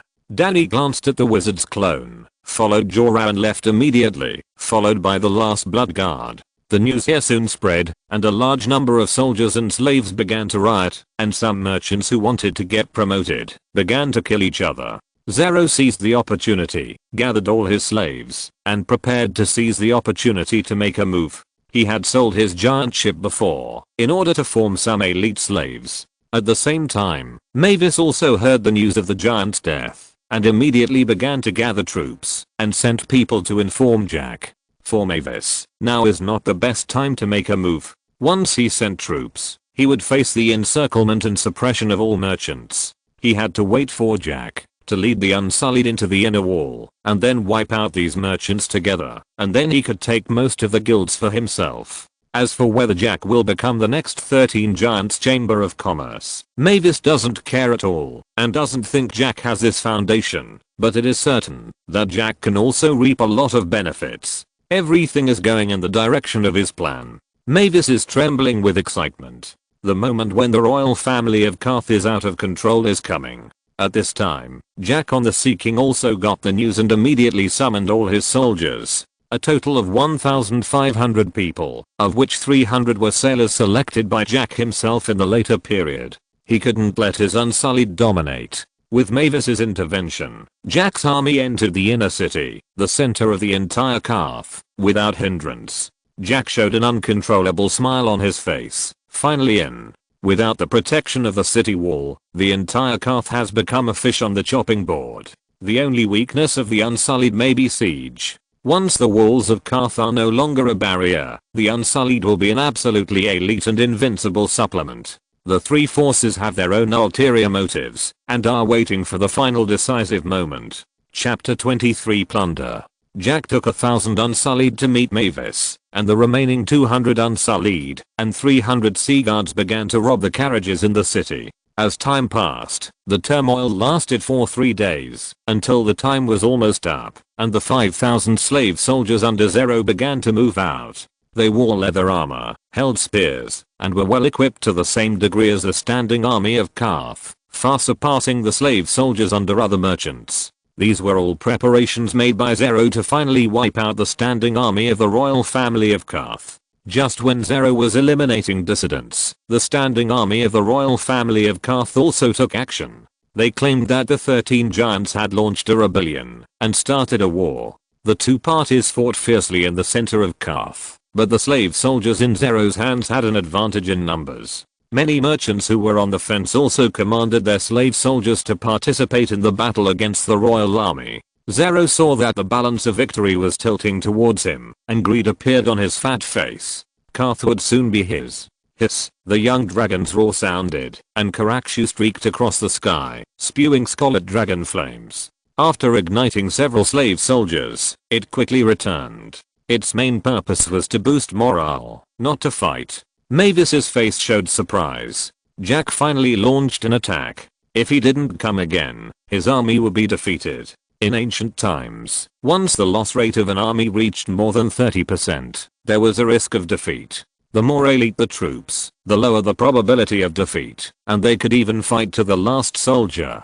But it was obvious that the standing army under Mavis was not among the elite. Jack saw the opportunity and released Karakshu to boost morale when the standing army of Karth was about to be defeated. At the same time, he let his Unsullied insert into Zero's army from the flank. The standing army of Karth successfully held on. With the addition of the Unsullied, Zero's slave army was rapidly defeated. They were originally slaves, so naturally no one would stay to fight to the death. When Zero saw this scene, his eyes were about to burst. He had been preparing for this moment for too long, but he didn't expect to fail at the critical moment. Stop, don't run away, you lowly slaves, go back and fight. But no slave paid any attention to Zero. The fear of death had overcome the fear of the slave owner. Seeing that the situation was hopeless, Zero could only flee with the crowd. He suppressed his reluctance, and his life was more important. After all, as long as he was alive, he would have a chance to regroup and make a comeback. Jack took the bow and arrow handed over by his men and aimed the cold arrow at Zero's fat kidneys. As his right hand loosened, the arrow made a sharp sound of breaking through the air and directly pierced Zero's butt. Jack showed annoyance on his face. Damn, this bow and arrow is really hard to practice. I clearly aimed at the waist. Captain, you have made great progress. I believe you will be an archer who never misses in the future. Thank you for your compliment. Jack returned the bow and arrow to his men, dragged HCO and walked step by step towards Zero, who was wailing in pain on the ground. The crackling sound of the sword on the stone floor frightened Zero so much that he dared not look back and could only crawl forward desperately. Please, don't kill me, please, please. Zero kept begging. At this moment, a fleeing slave soldier stepped on Zero's hand. The severe pain made Zero stop crawling and instead kept squirming and screaming on the spot. Soon Jack came to Zero, pinched Zero's face, and looked at Mavis, who was commanding the encirclement and suppression of the slave soldiers. Look at him. The Prince of Karth personally commanded the battle and let his soldiers fight bloody battles, while you begged for my forgiveness like a poor worm. This is the difference. But you all made a serious mistake. Without military power and command brains, don't go to the battlefield. He was obviously too excited, so he will die like you. Jack's voice fell, and a slave who had been brought long ago directly pierced Mavis' chest with an arrow. Mavis opened his eyes wide and looked at the sharp arrow piercing his chest in disbelief. All the achievements that had not yet been realized were turned into smoke in an instant. Zero stared at Jack with wide eyes. This person didn't look like a businessman at all, but more like a conspirator, calculating everyone on the chessboard. That tsunami pierced Zero's head. Jack immediately gathered the Unsullied to leave the battle, and then led people to rush to the headquarters of the 13 Giants Chamber of Commerce. Along the way, as long as he saw a vehicle, he would grab it directly. Jack had been waiting for this day for a long time. It was really tiring to pretend to be a serious and honest businessman. At this time, the other 500 people had already occupied the warehouse of the 13 giants and killed a large number of slaves and freemen who tried to make a fortune in the chaos. When Sorge saw Jack coming, he immediately reported the situation. As one of the few people in the Sea Guard who could read and count, he was lucky to become the leader of the Sea Guard. My lord, there is not much cash in the warehouse of the 13 giants, but there are many valuable treasures and goods. Move the most valuable things first. We don't want the goods. If there is no channel for that thing, it will be a waste of time to digest it. Yes. After receiving the order, he immediately ordered to move the most valuable rare treasures first, followed by gems and gold. With the death of Mavis, the royal family of Karth launched a bloody fight for the position of prince. The royal family of Karth is equivalent to the House of Representatives, and the position of prince is the president of the House of Representatives. Now that the Chamber of Commerce of Karth has been reshuffled, it is not impossible for the future president of the House of Representatives to restore the monarchy and become the real king of Karth. The whole of Karth fell into turmoil. The originally prosperous city was suddenly filled with burning, killing, and looting, and there were flames and screams everywhere. A large amount of wealth was moved onto the Atlantis supply ship under the escort of the Unsullied. The chaos lasted for a day and a night. The next day, Jack woke up from the warehouse. He did not return to the Poseidon last night and had been in command in the warehouse. My lord, you are awake. The move will be completed soon. It is estimated that there are 300,000 gold coins. It's a pity that these goods are not easy for us to move, otherwise the harvest can be several times more. Sorge's tone was full of regret. Most of the warehouses of the 13 giants were filled with unprocessed spices and wine, so it was not a small amount to plunder 300,000 wealth. After all, they were merchants and most of their assets were goods. At this time, the immortal temple suddenly caught fire.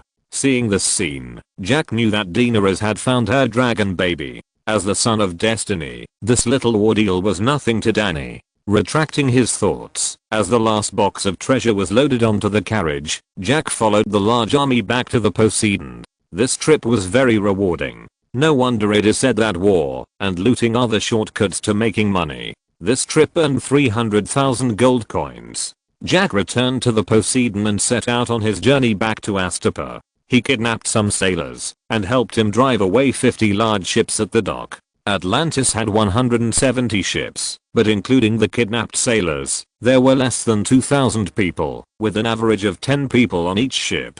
So Jack was going to buy another batch of unsullied and some ship slaves. Healthy ship slaves could become qualified sailors with a little training. As for what would happen to Karth next time, it was none of his business. He just hoped that Karth would still be prosperous when he came to collect the protection fee next time.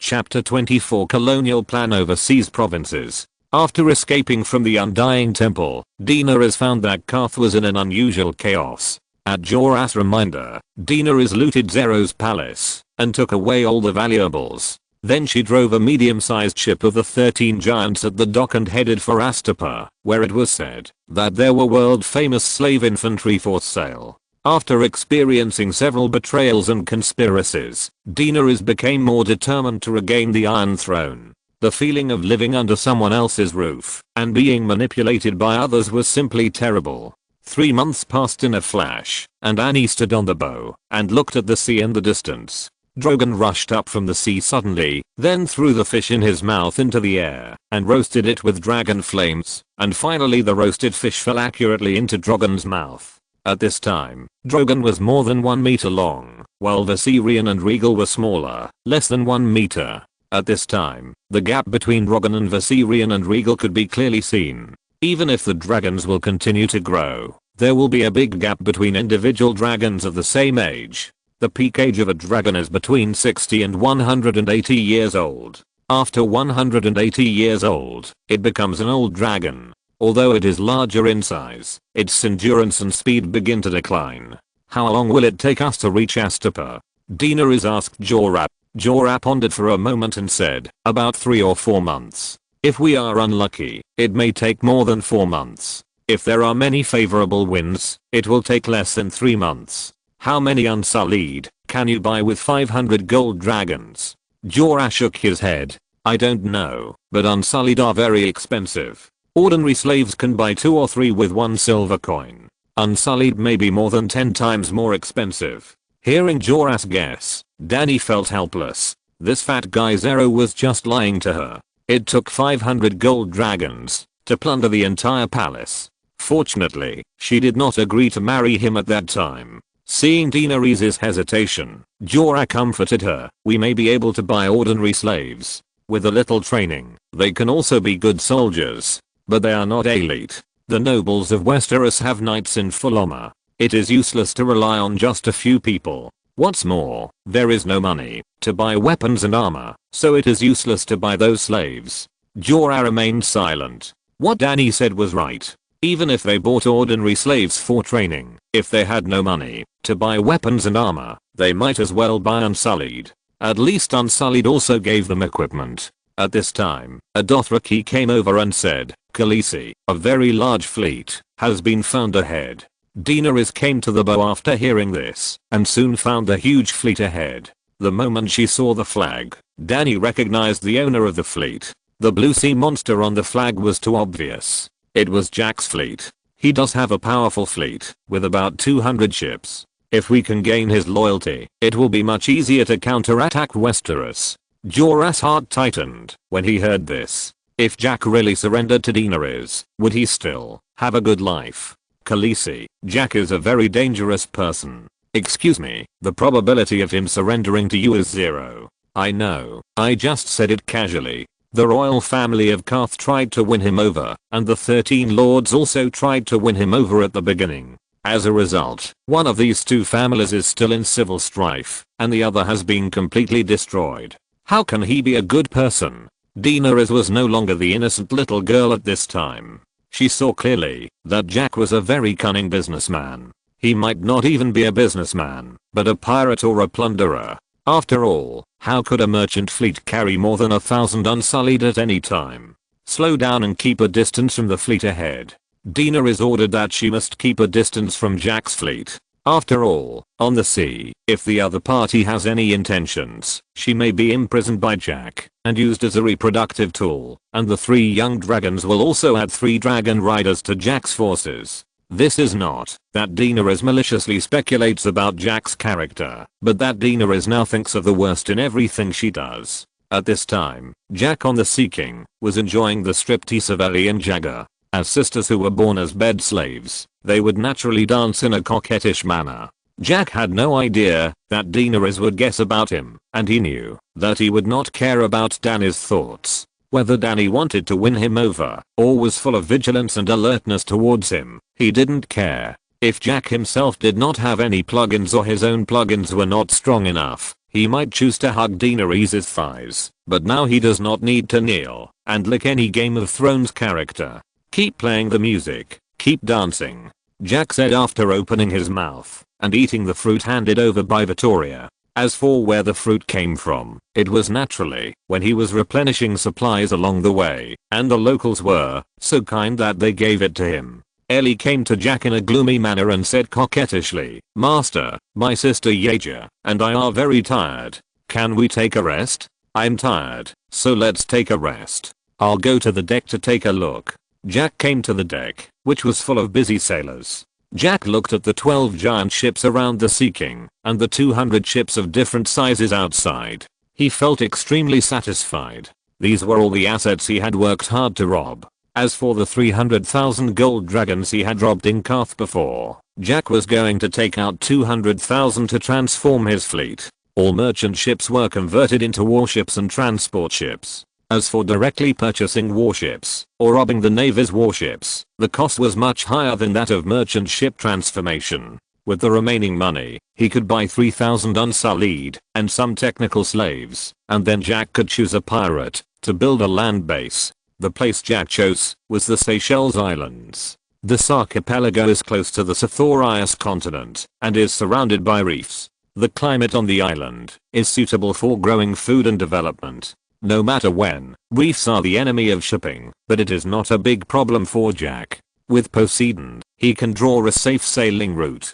In this way, reefs are no longer a deadly danger, but a natural protective barrier of the Seychelles. If it were not for the heart of the ocean, Jack would definitely choose some coastal city-states, then directly divide the land as the king, and then slowly conquer the inland. But the emergence of the heart of the ocean forced Jack to choose a large number of archipelagos in the Game of Thrones world as his territory. However, this cannot be said to be a retreat, but it is more troublesome to start from scratch, and it takes longer. But it is not without benefits. With these archipelagos as bases, Jack does not have to worry about being strangled by food, and can also develop technology on his own. As long as there is strong naval support, aren't Westeros and Essos both excellent choices for colonies? For example, if Jack had enough troops at the time, even if there were only 5,000, Jack could have renamed Kars as Atlantis Overseas Province in Essos. But unfortunately, Jack only has more than 1,000 people, most of whom are illiterate and do not have the conditions for occupation. It is better to slowly accumulate strength and cultivate your own management talents before carrying out the colonization plan. I will stop here and watch a movie, Prehistoric Planet, which is quite good. I recommend it. Chapter 25 Return to Slavers Bay. 3 months passed in a flash, and Essos seemed to have no winter, and the weather was always hot. Jack was very curious whether Essos would enter winter only when the long night came, because the winter in Essos was just a little lower, not even below zero. In contrast, the north of Westeros was almost snowy all year round. Once winter came, the north was like being wrapped in snow, and no other color could be seen. The weather in Game of Thrones was capricious, and the lack of a stable change of seasons was also a reason that restricted the development of Westeros. The barren north occupied nearly half of the territory of the 7 major countries, but the registered population was only a few 100,000, and even the army could only gather less than 30,000 people. As for the fact that the warriors in the north could fight 3 enemies alone, this was more like bragging nonsense. If it were not for the genius strategy of the young wolf Lord Robb Stark, the north would have been driven back by the Lion family long ago.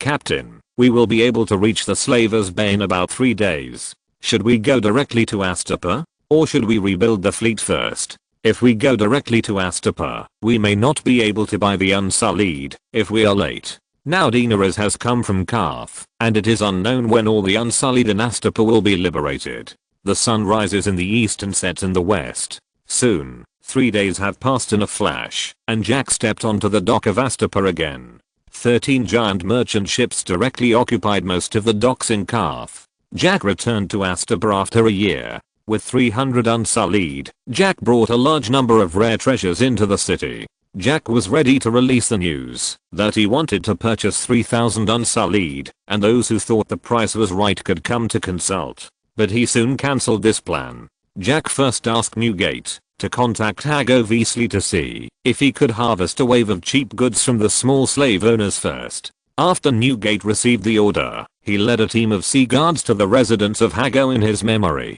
As a small slave owner, Hago's residence was not luxurious, but the decoration was very good. When Hago heard that Jack had sent someone to visit, he was very happy, thinking that it was another Unsullied who came to buy him. But Hago soon found out that he had underestimated Jack. 2 bed slaves took Newgate into Hago's palace. It was more like a living room than a palace, specially used to receive big customers, so it sounded better to call it a palace. It's been a long time since we last met. I wonder why Mr. Jack didn't come in person? Hago asked. Newgate was old and shrewd. He understood that this was because Hago looked down on his slave origin, and he was blaming Jack for not coming to see him in person. Newgate laughed. Captain Jack is very busy now. There are a total of 200 ships, including 13 giant ships to manage. I'm the mate of the ship. I came to see you because Captain Jack misses the old times. Hago was shocked. He didn't expect that Jack's strength had expanded to this extent after more than half a year. However, although he didn't completely believe Newgate's words, Hago's attitude became respectful. After all, if Newgate wasn't bragging, then Jack really wanted Newgate to see him because he was thinking of their old friendship. Then Newgate continued. Captain Jack is going to buy 3,000 Unsullied this time.